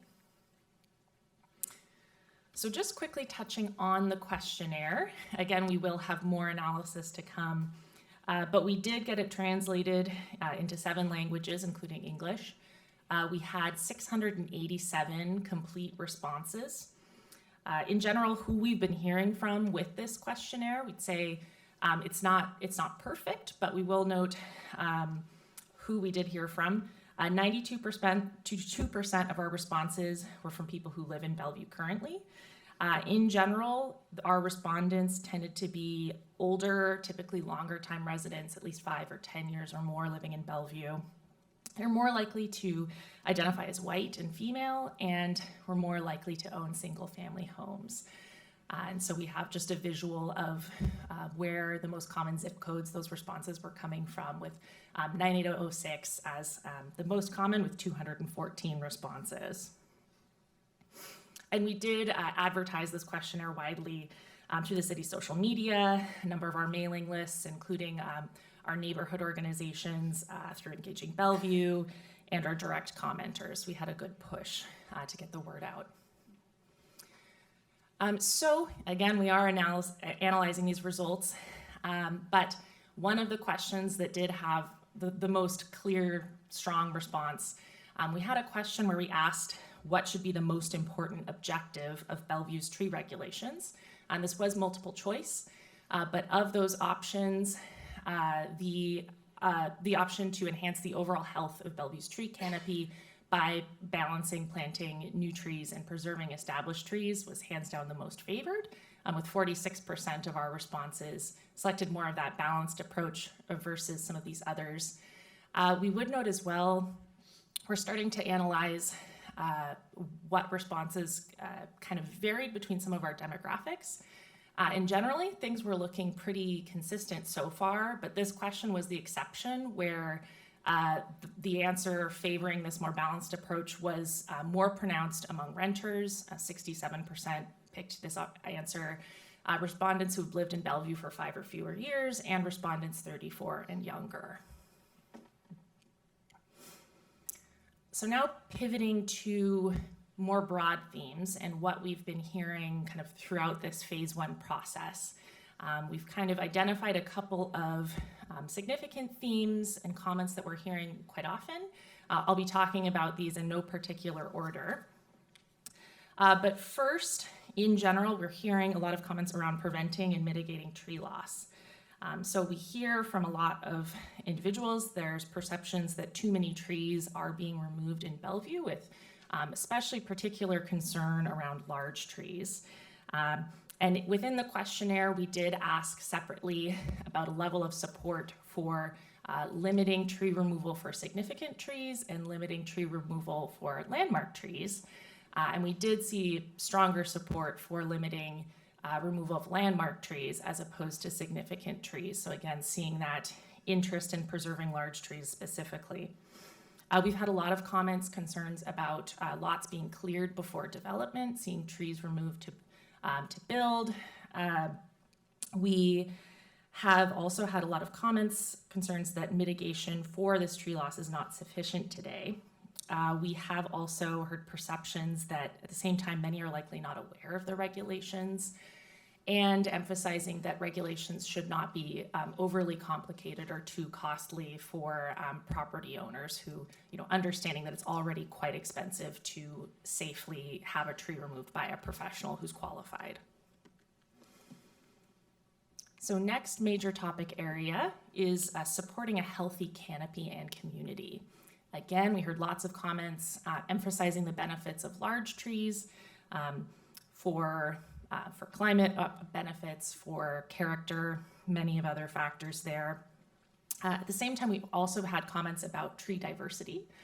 So noting that while there is this importance of large trees, that we don't want that to happen at the expense of the next generation of trees, and making sure we have that balance and mixture in our kind of urban forest system. So again, with that kind of need to think about a balanced approach.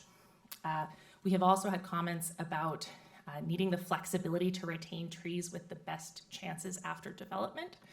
So understanding that development can change the water table, change certain characteristics of a site, and that potentially, a large tree might not be well suited to thrive moving forward, thinking about what trees have room to grow. We have also had comments about thinking about equity and providing consistency in canopy across neighborhoods, so that regulations shouldn't be one size fits all, might take into account what canopy is existing on that site for what might be required. The next category is for accommodating different preferences. So while most of the comments we do receive are supportive of limiting tree removal further and thinking about expanding our requirements, we do have many deeply held contrasting opinions that we've been hearing as well, that come up in a number of ways. So one common theme in general would be that property owners should maintain the right to make decisions about trees. We also hear a lot of comments about maintaining room for different preferences around trees on one's own property, and from a number of angles. So things including views, difference in preferences around access to light and shade, and generally discomfort of living close to large trees is quite a common sentiment as well. So that some might have a preference for smaller trees compared to others. The next topic area is around maintaining development capacity. So these are mostly comments we're hearing from those in the development community. So getting the suggestions that regulations must be predictable and objective, making sure we're avoiding subjective review as something we're going to be relying on here. At the same time, also a desire for flexibility and thinking about how our requirements are achieved, noting that having longer timelines for our review processes can increase costs that are passed on to the eventual home buyer or renter. Also comments about including considerations for different development types, making sure we're not creating barriers, particularly for middle housing, as we think about those regulatory changes we'll be adopting. And finally, an interest in developing incentives to encourage better outcomes rather than just being focused on regulations and requiring people to do things. And then our final major topic area is around enforcing regulations. So we have a lot of comments, concerns that Bellevue's regulations are too weak compared to some of our neighbors in the region. And as well, comments with a perception that there's a lack of consequences for violations. We have heard support for financial penalties, especially for repeat violators of our regulations. We have also had concerns with some tree service providers, that we have many that are fully qualified and operating within the law, but concerns that there may be some who could be potentially misleading homeowners or even cooperating to remove trees illegally. So some comments to that regard as well. So with that, we'll pivot to some initial scope recommendations based on staff review and based on what we've been hearing. So the first set are in the area of definitions, which these definitions are really important for determining what trees are even subject to our regulations. So first would be updating our current definition of significant tree. That could include reducing the size threshold, also including considerations for certain large or naturally larger or naturally smaller trees. And then also implementing a permanent definition for landmark trees. As the council recalls, our landmark tree definition is currently in some interim legislation that's set to sunset unless it's adopted into permanent code. And finally, developing a definition for hazardous trees. Next, in the topic of tree removal, so several recommendations here for the scope, looking at implementing a permit to remove any significant tree, provided that that is affordable and easy to obtain. Next, discouraging lot clearing for development. There are a few mechanisms to look at there. Looking at evaluating, expanding our replacement requirements. Currently, tree replacement is only required in limited cases. And finally, evaluating imposing financial penalties for violations. Historically, the city's practice has been to work towards replanting. Voluntary compliance is the phrase we use there, rather than imposing financial penalties. And then final topic here for some scope recommendations on tree retention. First would be evaluating an alternative minimum canopy approach. So our current retention standards are based on a percentage of trees in place when we receive the permit. So if there are a lot of trees on the site, then a lot have to be retained. If there are none, then none have to be retained. So it kind of creates an incentive to remove trees before you go in for a permit. So some of those minimum canopy approaches instead, allow for some more flexibility where there are more trees, or potentially require someone to plant trees, which is not currently something we can do. Next would be clarifying the duration for retention. Our code is currently silent on what retention really means, so clarifying there. We also would like to update our retention criteria. Currently, the retention criteria are more subjective, not really well aligned with our canopy goals or with tree health. And finally, looking to codify some key protections for trees during the construction process. So with that, an overview of what we can see over the coming months. So again, we're at the end of phase 1. We've had a check-in with the Planning Commission and now tonight with Council. Our questionnaire is closed. We've held several listening sessions and are going to be carrying those forward. But as we pivot into phase 2, we are going to be bringing on a consultant to help advise on some of these technical pieces, making sure we're aligned with standards in arboriculture. We will also be continuing with our listening sessions and public info sessions and looking forward to developing a draft to review with the Planning Commission. And then finally, pivoting into phase 3, where we'll have a public hearing and recommendation with the Planning Commission, then of course coming back to Council for a study session and action. And our overall goal remains action by the end of this year. Great. So with that, thank you again. Information only tonight, but thank you. We're now ready Seeking for questions. feedback. Thank you. Thank you for that great presentation. So I'm going to start with Councilmember Barksdale, go to Robertson, Zahn, Lee, me, Deputy Mayor, and Councilmember Stokes. Feedback to the staff. Any questions you might have? Go ahead. Thank you, Mayor. Thank you, Seth, for Christina and Nick for the awesome presentation. Just a couple of questions. One in the area of outreach. What are our plans for diversifying our outreach? Yeah, no, you're asking a great question, because that's been our main goal, is to hear from people we haven't been hearing from. To be frank, I think we've mainly been hearing from people who are still engaged, who have been historically engaged in this topic. So, we've had a broader reach than we often do in code amendments, working with our social media, reaching out to a number of our mailing lists kind of beyond this topic, but it's something we're working on. We do see a gap there. So we're working with our consultant to think about some alternatives. Okay, and working with our Diversity Advantage team, and when it comes to the listening sessions, I think having options, obviously going to those organizations like IACS, ESAP for All, and others, but also having Zoom as an option at varying times because people have different work schedules, especially if they work retail and so forth. So just some thoughts there. And then when it comes to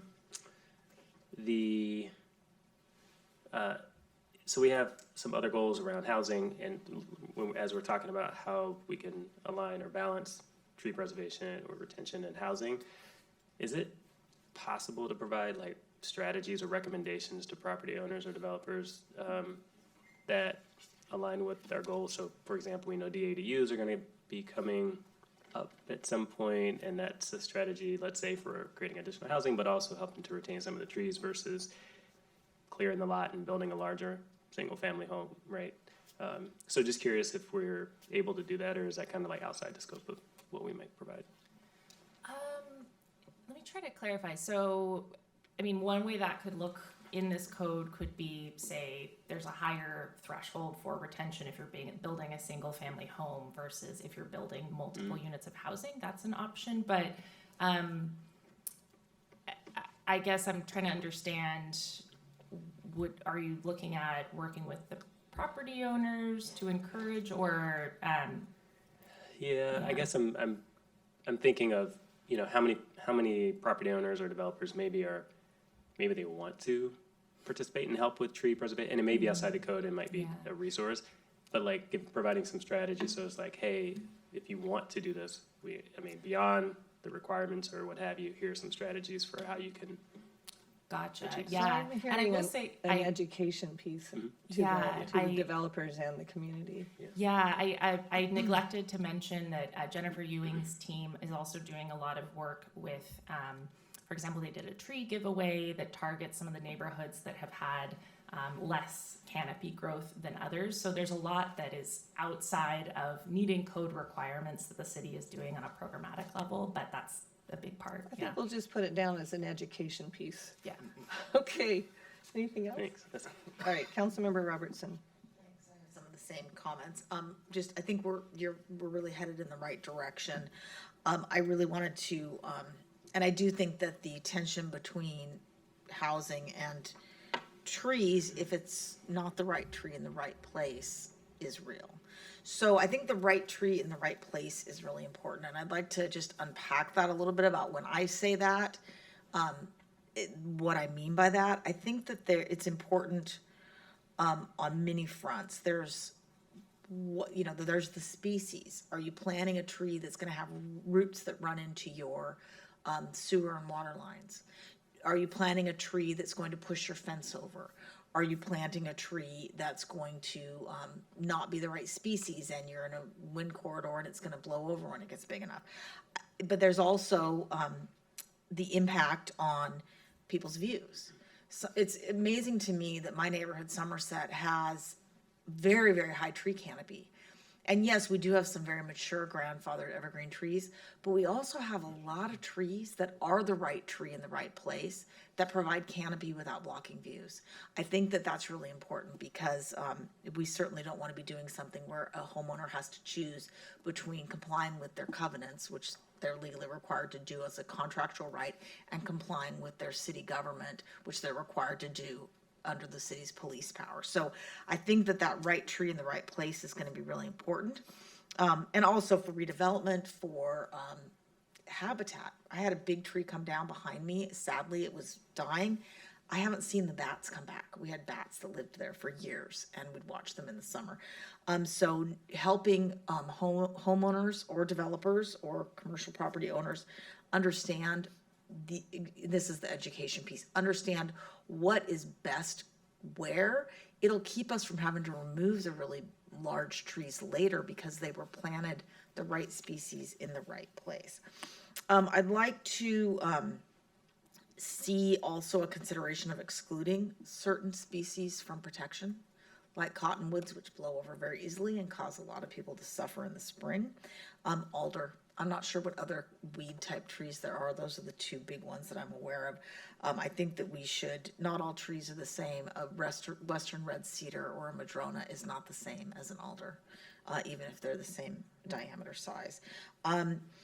In addition to providing a lot of education for folks about planting, habitat development, what species, how to locate things to protect their homes, their infrastructure, and their future plans, I think we need to provide education on that, but incentive to property owners to, for example, if there is a redevelopment and there's a tree that does have bats or other species. I have owls in one of the trees behind me.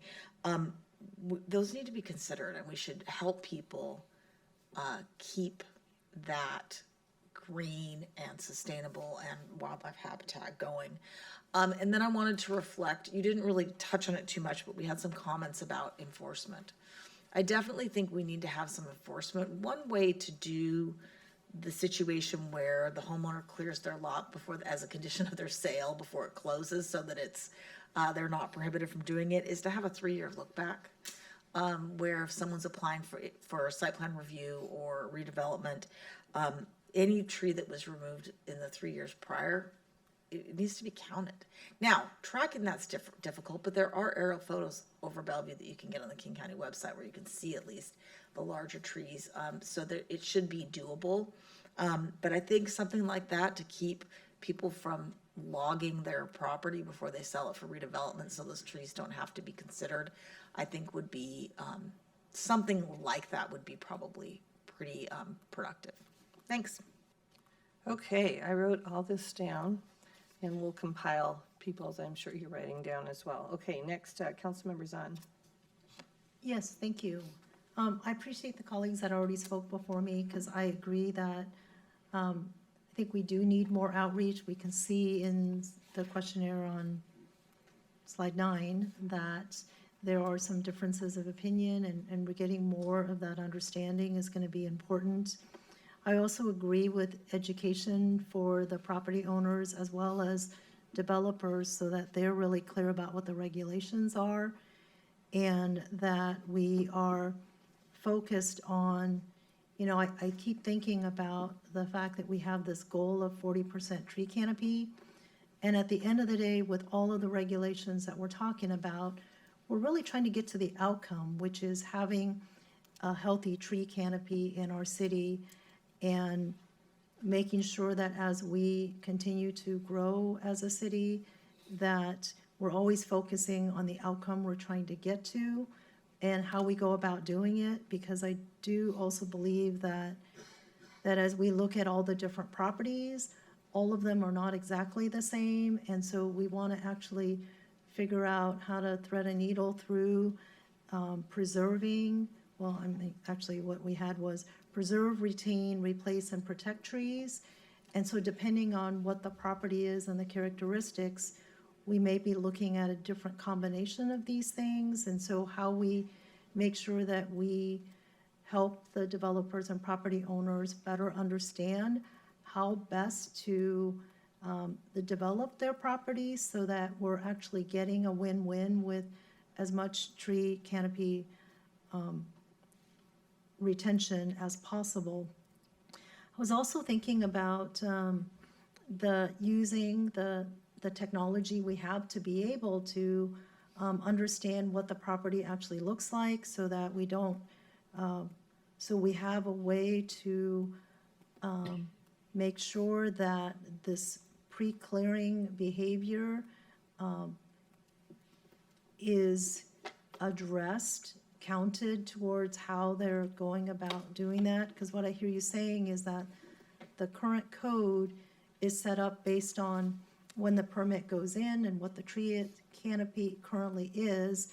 And so that very calculation does not account for some of the observations or behaviors we're seeing. So as we look at these codes, we need to account for that. I'm also thinking about the fact that what are other cities doing? What are the policies that are working or not working, so that as we adopt our own, we're at least cognizant of learning from others so that we better understand. And then as I think of holistically about tree canopy, I think there was information in here and also in some of the emails coming in about really understanding holistically that although we're talking about individual private properties, that part of this reducing heat islands is also tree canopy on streets and sidewalks. And so how we might look holistically at tree plantings in those areas as well, so that we're really thinking holistically about trees and where they might go. And then lastly, I do want to better understand the comment that was provided earlier about tree inspectors and whether, as we look holistically at the tree regulations, it's a holistic view of not just the code itself, but how we go about enforcing it, and whether we have experienced, knowledgeable tree inspectors that can make sure from the very beginning with the site plan that we don't have inaccurate or factually incorrect information in those permits to begin with. Thanks. Okay, Councilmember Lee. Thank you. Thank you for the report. It's very interesting to note from your input. I think what I noted is that a lot of support goes to flexibility. And I think I realized that Bellevue, it's lots of neighborhoods. And there's a lot of unique neighborhood characteristics that may not be the same. So as a result, I don't believe that one size fits all. One good example is regarding trees specifically. I recall that we went through some real tough deliberation in the council. Bridal Trails versus Somerset. And Bridal Trails love trees. They want to have lots of big trees, everything. Somerset, they want a view. So there's different considerations where the trees fit. But like Councilmember Robertson mentioned, it's the right tree and the right place. Even though Somerset values views, but we still are one of the place where we have a lot more trees there. I think we have more than 40%, which is the average you're looking for. So I think if you do put the right tree, the right places, you can accomplish some of these objectives. So that's what I hear also from your input. They would like to see, to do that, I think we need to explain to people. That means they need to know, well, you're talking about definition of what's landmark, what's big great size, what's the right tree. So it's important that we need to know the spirit of things, not just has to be that size, what's a landmark, right? People don't even understand that. So I think education is important. And I also hear that input getting back from the public's incentive versus regulation. So there's sometimes, maybe there's some conflict. So it's very difficult if you just want to follow what people tell you. So I think that's why it's important that you know the spirit and you know how to make the right interpretation, understanding the spirit of things, and meets the neighborhood unique characteristics. And so education is important. That means provide options as well, in addition to incentives. If you have options, people know what options they can choose, you still meet the spirit of things. And so based on all that, I think it's very good that you're getting some of the information back. And that I think that I just described, more than what you just said, and work toward that spirit and resolve your conflict if possible. So, Great. Well done. Thank you. Thank you, Councilmember Lee. Okay, I've got quite a bit to say. Very happy to have this before us finally. I know you've been working really hard getting us to this point, so thank you. The first thing I'm going to say is I think the recommended tree canopy for a city like ours is 40 to 60%. We're going for 40. Can we go for 50? I'd like to consider what it would mean to aim for a higher tree canopy. And I think that would obviously entail more tree plantings, which is a lot easier than just tree retention. So I would be all for that. Number two, are our tree codes going to be included in our comprehensive plan?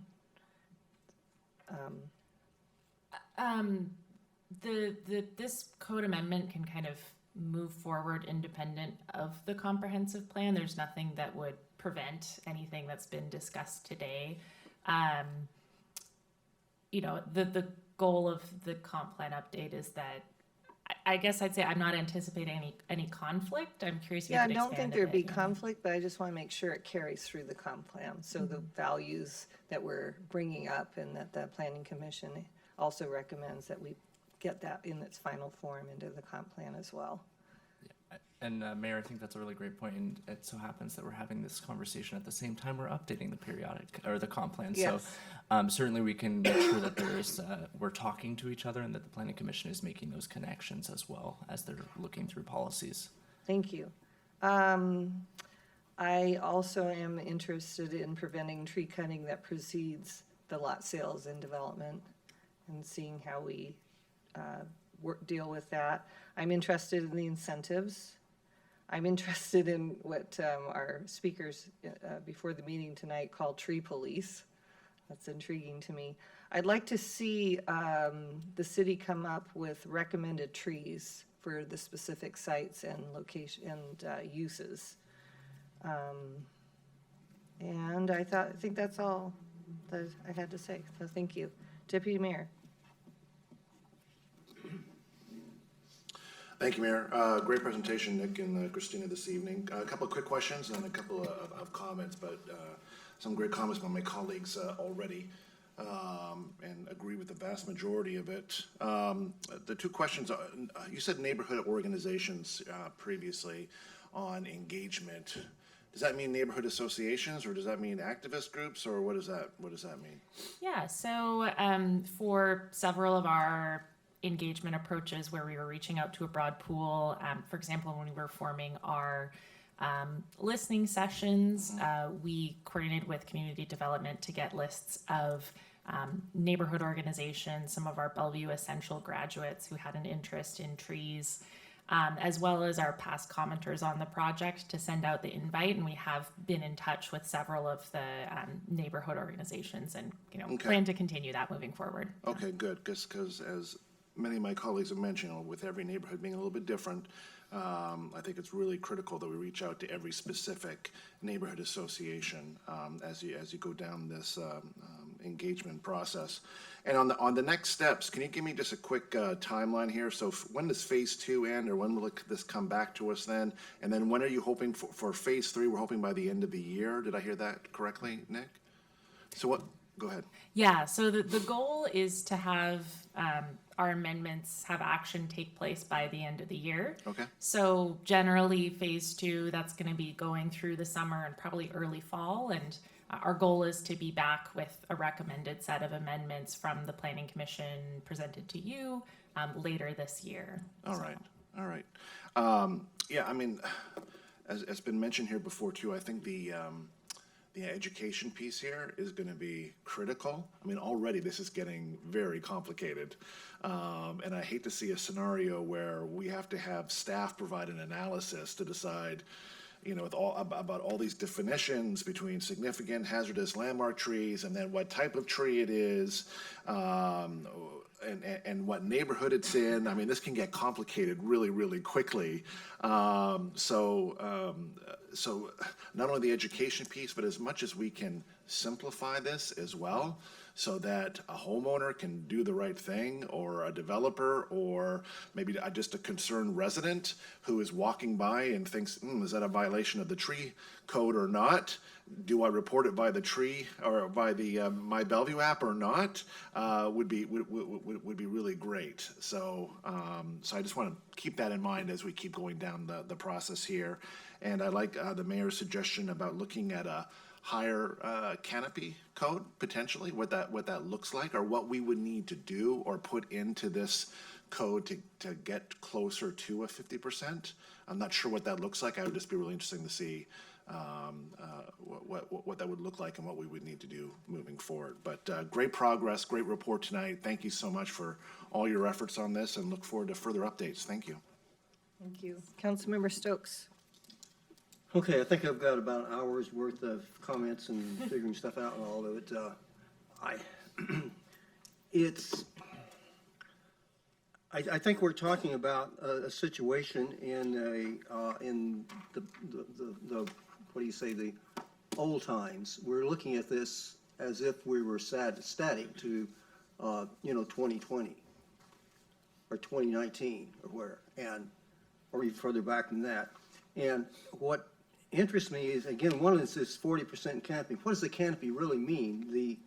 It's what, about 4% or something of the trees are in a very small area. And if you look at this picture we have here, there's one heck of a lot of trees here. And that's where most of the canopy comes from. And so adding things in the neighborhoods doesn't really affect the canopy a whole lot. And that's something we don't quite deal with. How do we work on that? What does 50 for 40% really mean? And I think having figured that out. Can I stop you there and have staff clarify? Is that true, what he's saying, that putting trees in neighborhoods doesn't affect that canopy? No, like the trees in neighborhoods do significantly contribute. I will say a significant share of our canopy does come from, plug for Bellevue Parks properties. We have a lot of great canopy, Right. but there is a lot of canopy in the neighborhoods. Our tree canopy analysis gets into those details, but there are differences in what that canopy looks like between our neighborhoods. But I mean, I didn't just pull these out of the air, so there is data there. It's a very small percentage considering everything in there. And what it doesn't mean, what I'm not saying is we can not worry about it, but I'm just trying to because we say these things, but I'm not sure what we really understand what they mean, what it will help on. So that's one thing that concerns me about this. And the other is we're hearing from 687 people or responses, and we have 150,000 residents. And that's always, when we do these things, there's always that problem of just a few people.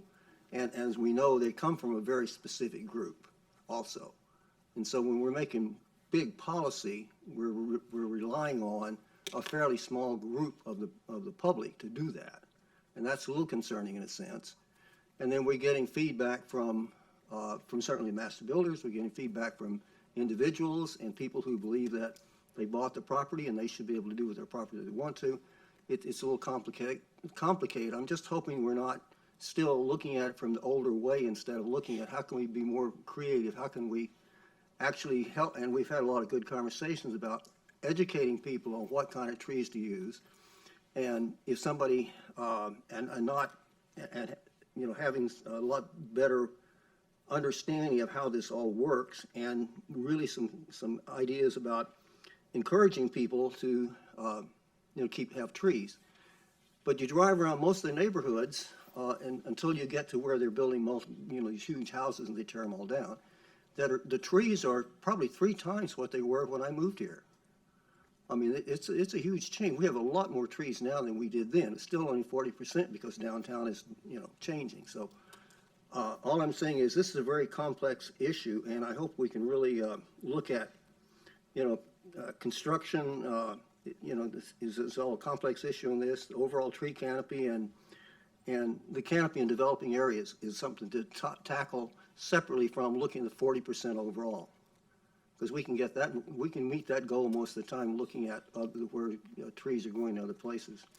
It's a complex issue, and I appreciate the fact that I think you are approaching it in a very comprehensive, solid way, but I just hope we don't come back and have agreed to something and then 10 years from now or 5 years from now, it still hasn't made any difference. So we have to do something that really makes a difference, and that's working with both the builders, the homeowners, the people in the neighborhood, and looking at it in a very comprehensive way. So you have a tough job, and we do too. So I think it's a lot of progress, and I really appreciate you all put into it.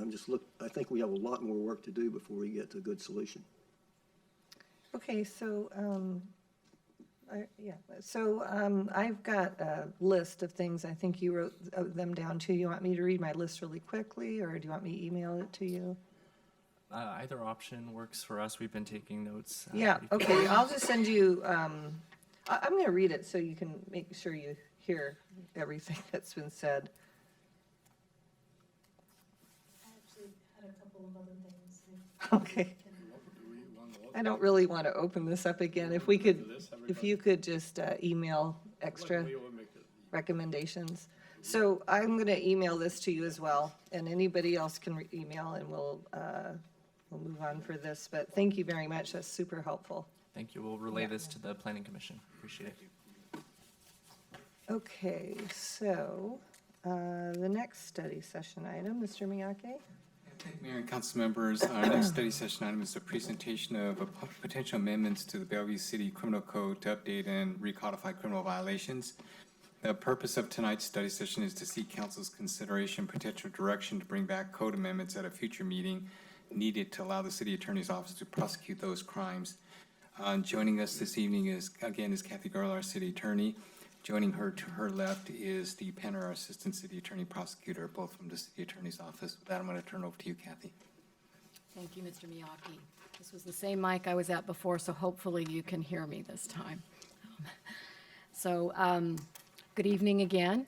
And before I turn it over to Steve to actually talk about the ordinance that's in front of you tonight, I wanted to take just a moment to introduce Steve a little bit more and to talk a little bit about our prosecution function. So Steve is our chief prosecutor, and he heads up a team of 5 prosecuting attorneys in the city attorney's office that prosecute all misdemeanor and gross misdemeanor crimes. We handle approximately 2,500 to 3,000 cases a year that get referred to us from the police department. And if any of you have ever watched the television show Law and Order, you might remember that at the beginning of every episode is this statement that goes something like, in the criminal justice system, the people are represented by 2 separate but equally important groups: the police, who investigate crime, and the district attorney, or in our case, the prosecuting attorneys, who prosecute the offenders. And that sentiment is actually true. In order to have an effective criminal justice system, you need both groups. You need an effective police department, and you need an effective prosecution function. So that's why we are here tonight recommending and requesting that you provide the city's prosecuting attorneys, continue to provide them with the authority to prosecute locally here all misdemeanors and gross misdemeanors. And with that, I'm turning it over to Steve. Thank you. It's a good introduction. When a crime happens in Bellevue, the Bellevue Police Department will investigate that. And then depending on whether it's a felony or a misdemeanor, they will refer it to the appropriate prosecutor. If it's a felony, then it needs to be reported to the county, and the King County Prosecutor's Office will handle that. If it's a misdemeanor, it gets referred to our office, the Bellevue City Attorney, and specifically the prosecution division of that, which is the stated policy of the city. I think Bellevue Code 10-00010E says that we're taking that on so that we have local control over how to prosecute misdemeanors and gross misdemeanors in the city. It's also what is done all across the state, and that's just generally and traditionally the division of labor for that type of, for how to prosecute crimes. In order to do that, though, in order for the Bellevue City Attorney's Office to prosecute a crime, the crime needs to be a violation of the Bellevue City Code. And the way that that's done, the easiest way and the way that the legislature envisioned that was not that you all pass every single RCW that gets passed, but rather there is a way to adopt RCWs. And that's in Title 35A, and it indicates very specifically that cities are allowed to adopt RCWs, and not just criminal ones, but really anything, water regulation, things like that. And so our city has done that, like I think every city, and that's in 10-02-010A, and it basically says we hereby adopt into the Bellevue City Code, and this is an existent statute or ordinance already in the city, we hereby adopt all misdemeanor and gross misdemeanor crimes that are currently in the RCWs into the Bellevue City Code, which then allows the Bellevue City Attorney's Office to file charges in the Bellevue District Court, and we get to prosecute those. We need to readopt that section essentially to reset what I'm calling the capture date. So when it was adopted last, I think it was 2005, it indicated that we hereby incorporate all misdemeanor and gross misdemeanor crimes into the Bellevue Code. Since then, however, the legislature has created some new crimes. And I should mention, the way it's worded and the way we'd like it to stay worded is that we hereby incorporate the RCWs as currently written, or as they may be amended in the future, or as they may be renumbered in the future, because the legislature does that sometimes. So it's fairly rare that there's a brand new crime, but we do have some, especially out of the last 2 legislative sessions. Some good examples are Unlawful possession of assault rifle is now a crime that didn't exist a year ago. Open carry of weapons in a municipal building, that's a new crime that didn't exist 2 years ago. And all the Blake issues, all the drug crimes, those were felonies at the last time we did this, so they weren't pulled into the statute, and now they need to be. This would allow us then to continue to prosecute those cases, to continue to have the control over how to do that, to work closely with the Bellevue Police Department, and really do what we're already doing, but to incorporate these new crimes into the Bellevue Code again. If we don't do that, there's still crimes, it's just that the city can't prosecute them. They would have to be referred to the King County Prosecutor's Office. They are kind of already on the record saying they don't have the resources to prosecute misdemeanor crimes across the county. And so the effect would be likely that those crimes would likely not be prosecuted. And so that's another concern. So the adoption of this ordinance would then update the effective date to the new date that this council adopts and allow us to move forward then and continue to prosecute the misdemeanors and gross misdemeanors that happen in Bellevue. Okay, great. Any comments or questions? Okay, Deputy Mayor, I'll start with you. Well, this is, for me, straightforward in order to get aligned with state code, so I'm just going to go ahead and make the motion. I move to adopt ordinance 6745, repealing chapter 10.02 of the Bellevue City Code and adopting a new chapter 10.02 BCC for incorporating by reference Washington state statutes. Second. I just have a quick question. We were going to have a lot of questions, don't worry. Did you have something down here? Sure. Deputy Mayor, want to speak to it? No, please, I'll defer to you. Go ahead. So, in a sense, this is really just a housekeeping ordinance, because when you adopt codes, we adopted the codes of reference in 2005, the RCWs have changed. This just brings them current and makes sure that we are adopting any of the changes since 2005. It is less of a housekeeping ordinance because it's specifically instigated by the Blake decision, where we want to make sure that our code is such that we can implement that recent special session bill. So and I'm happy to wait for questions, or I can just debate, but I'm happy to pass this tonight. I think it's appropriate. I think that we should be prosecuting crimes that happen in our jurisdiction. With regard to the drugs, there's been a real problem that is getting worse with people dying in the streets and elsewhere of drug overdoses. And one of the ways to get folks into treatment is through the prosecution pathway. I was just looking at the data, and we're having almost 3.5 overdose deaths a day in King County this year. Last month, there were over 800 non-fatal overdoses and almost 100 fatal, or maybe over, I haven't done the math, 3.47 a day, fatal overdoses.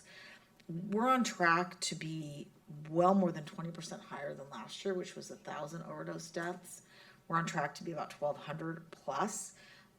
That is not moving us in the right direction. And I think we owe it to people who have substance abuse disorder to intervene and help them. And if that takes prosecution, that's one of the pathways to do it. I really just feel for these folks, but allowing them to just kill themselves in the streets is not something that I support. Thanks. So I'll be voting yes. Thank you. Councilmember Barksdale. Thank you, Mayor. I just had a quick question. So we hadn't adopted any of the RCW changes since 2005. I guess I'm just curious why we waited till now. I mean, I'm sure we didn't anticipate the Blake decision up to a point, right? So I guess I'm just curious what motivated, why we hadn't changed it in the past. I know what motivated it now. It's a good question. The legislature typically doesn't create new crimes, but they have been very active in the last couple of years, which is what brought this to our attention. So I've now instituted a standard operating procedure in our office where at the end of every session, we make sure we're going and looking for any new state-created crimes. And if there are any new ones, we would be back in front of you asking for authority to prosecute those. Okay, got it. Thank you. Okay, Councilmember Zahn. Yes, thank you.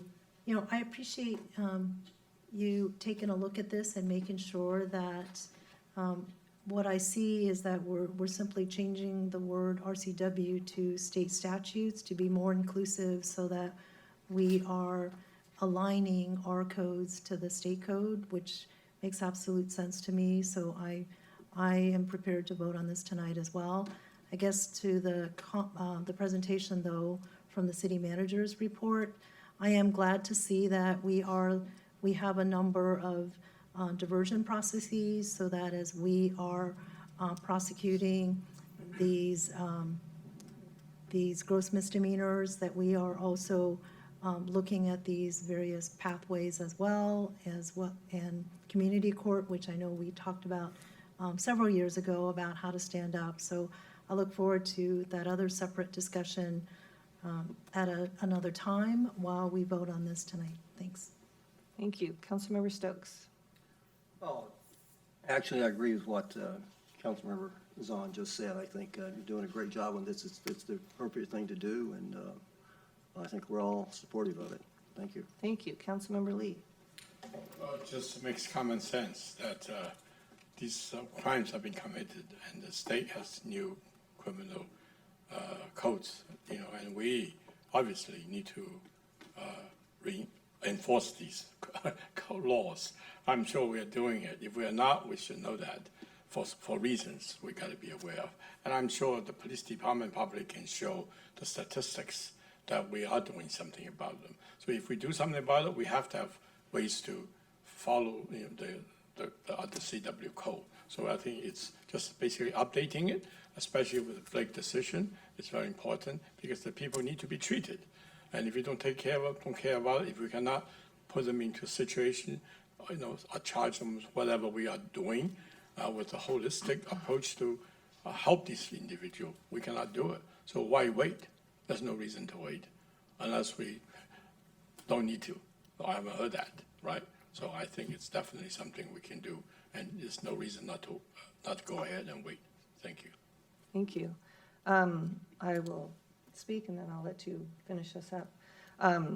I'm supportive of this, but I'll tell you, this whole idea only works for me if treatment is truly available for people. So as an aside, I know this has nothing to do with tonight, I'd like to ask that the staff monitor that we have the funding necessary for these treatment programs, and whether that comes out of our human services funding or it comes out of our probation, which is under Parks and Community Services, just to make sure that we maintain the appropriate amount of funding to provide the treatment services needed.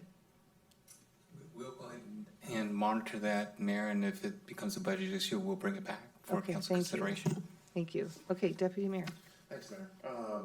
I agree. I'd be curious about that as well, make sure we have the funding for the treatment. I mean, Councilmember Robertson's absolutely right. This is, one avenue that people may get into treatment is through prosecution. Unfortunately, sometimes it takes that for them to seek it out. Not always.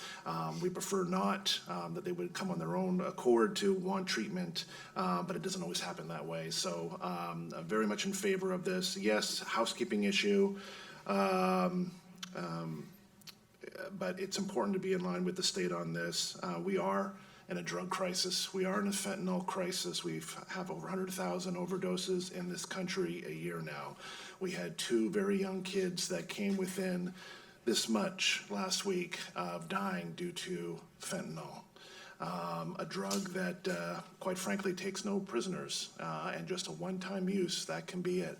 Obviously, we can't stop all of these occurrences from happening, but I think it's important that we also send a message that there are consequences to certain behaviors, specifically open drug use and knowingly possessing illegal drugs. So I'm glad that we're moving forward on this tonight. Mayor, I already made the motion and it was seconded by Councilmember Robertson, so I think we're in a position to vote now.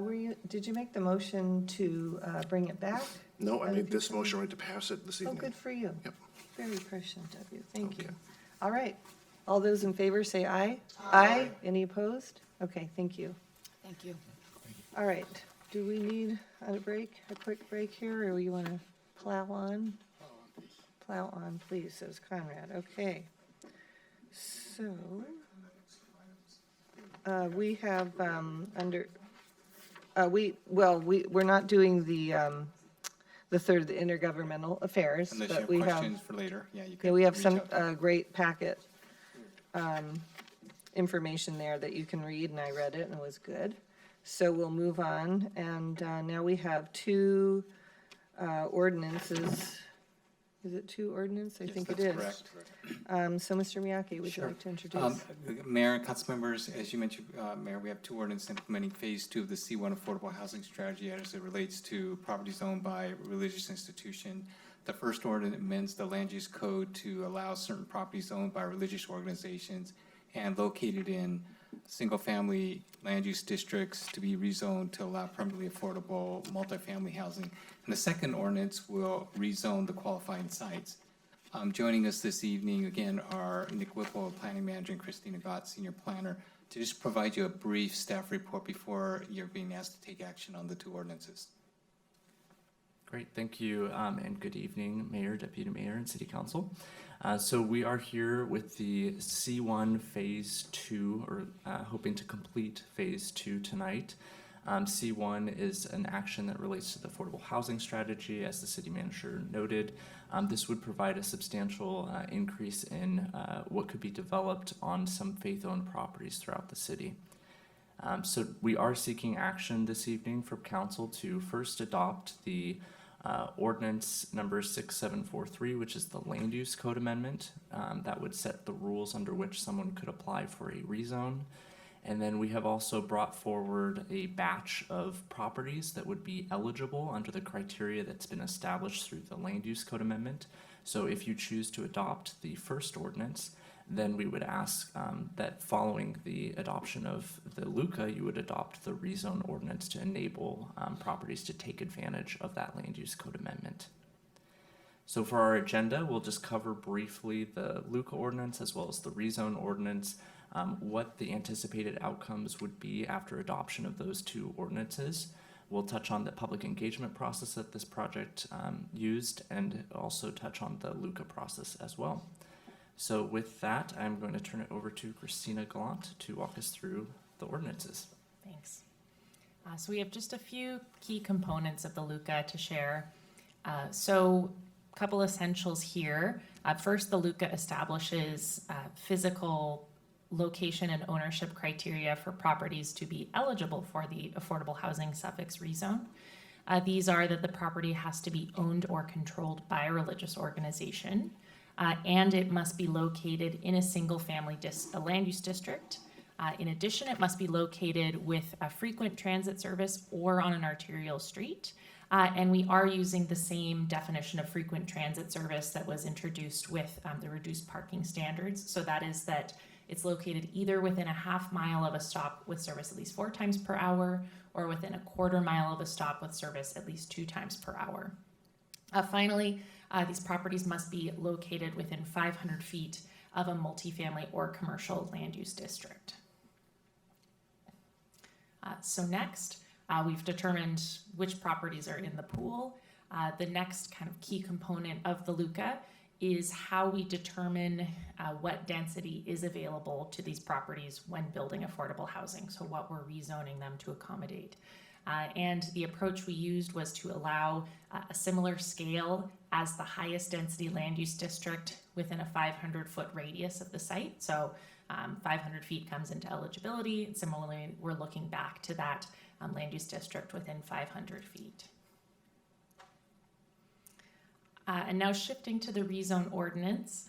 So currently 36 sites meet those location and ownership criteria that are being introduced with the LUCA. And this rezone ordinance would simply apply the affordable housing suffixes available to those sites based on the criteria that we're introducing with the LUCA. So some anticipated outcomes. This is our second phase of work. We'll be completing our second phase of work implementing Affordable Housing Strategy Action C1.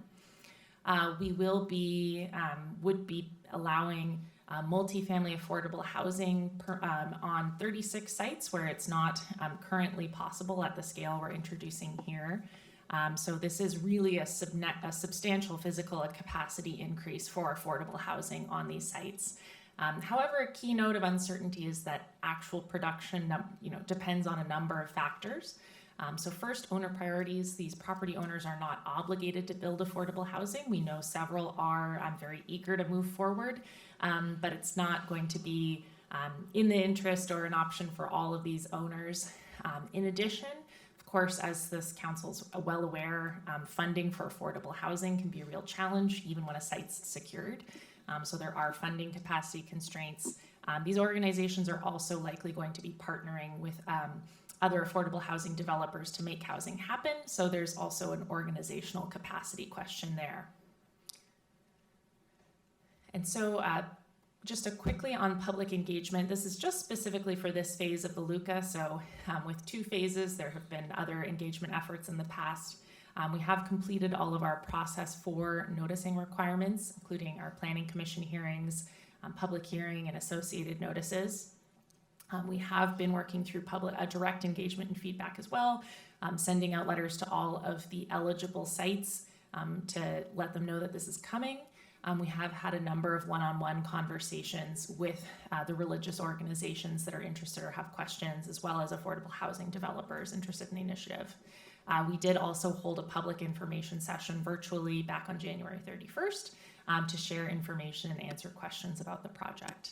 And we've had an online presence with a project webpage. So the process for this LUCA, the comprehensive plan amendment initiating this LUCA was adopted back on December 12th. We issued a notice of our public meeting along with our notice of application in January. For that public information session in January, we had study sessions with the Planning Commission in February and March to review the proposal and held our public hearing and got the Planning Commission recommendation in April. Of course, we had our study session with Council last month, which brings us today and the action we're seeking. So with that, again, we have 2 actions needed from Council tonight we're requesting. First is to adopt Ordinance 6743 for the Land Use Code Amendment, and following that action, to adopt Ordinance 6744 for the rezone. Thank you. Great. I'm so excited. This is something we asked you to bring forward in 2017 when we voted in the affordable housing strategy. This was one of the recommendations. It's had a lot of work done on it by staff, by the Planning Commission, by the public, and here we are tonight. I'm so excited. I'm going to have the Deputy Mayor make a motion.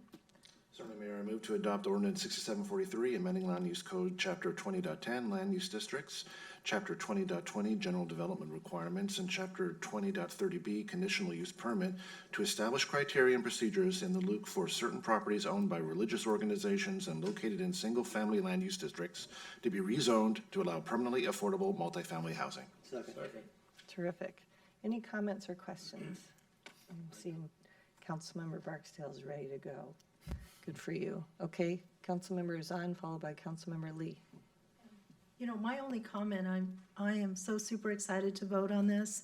I went back to the May 22nd because I wanted to take a look at the numbers, which is on those 36 sites, in aggregate, 5,019 units are possible, and it's citywide, so I'm ready to go. But I wanted to actually remind myself about how many units we're talking about of affordable housing in our city, so thanks.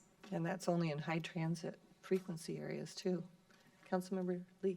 Well, this is again another obvious decision that is benefiting and what the council wants and the public wants, to have more affordable housing. And it's happened before. And you mentioned about production. You cannot guarantee production, but we are enabling people who are willing to, and then it'll happen.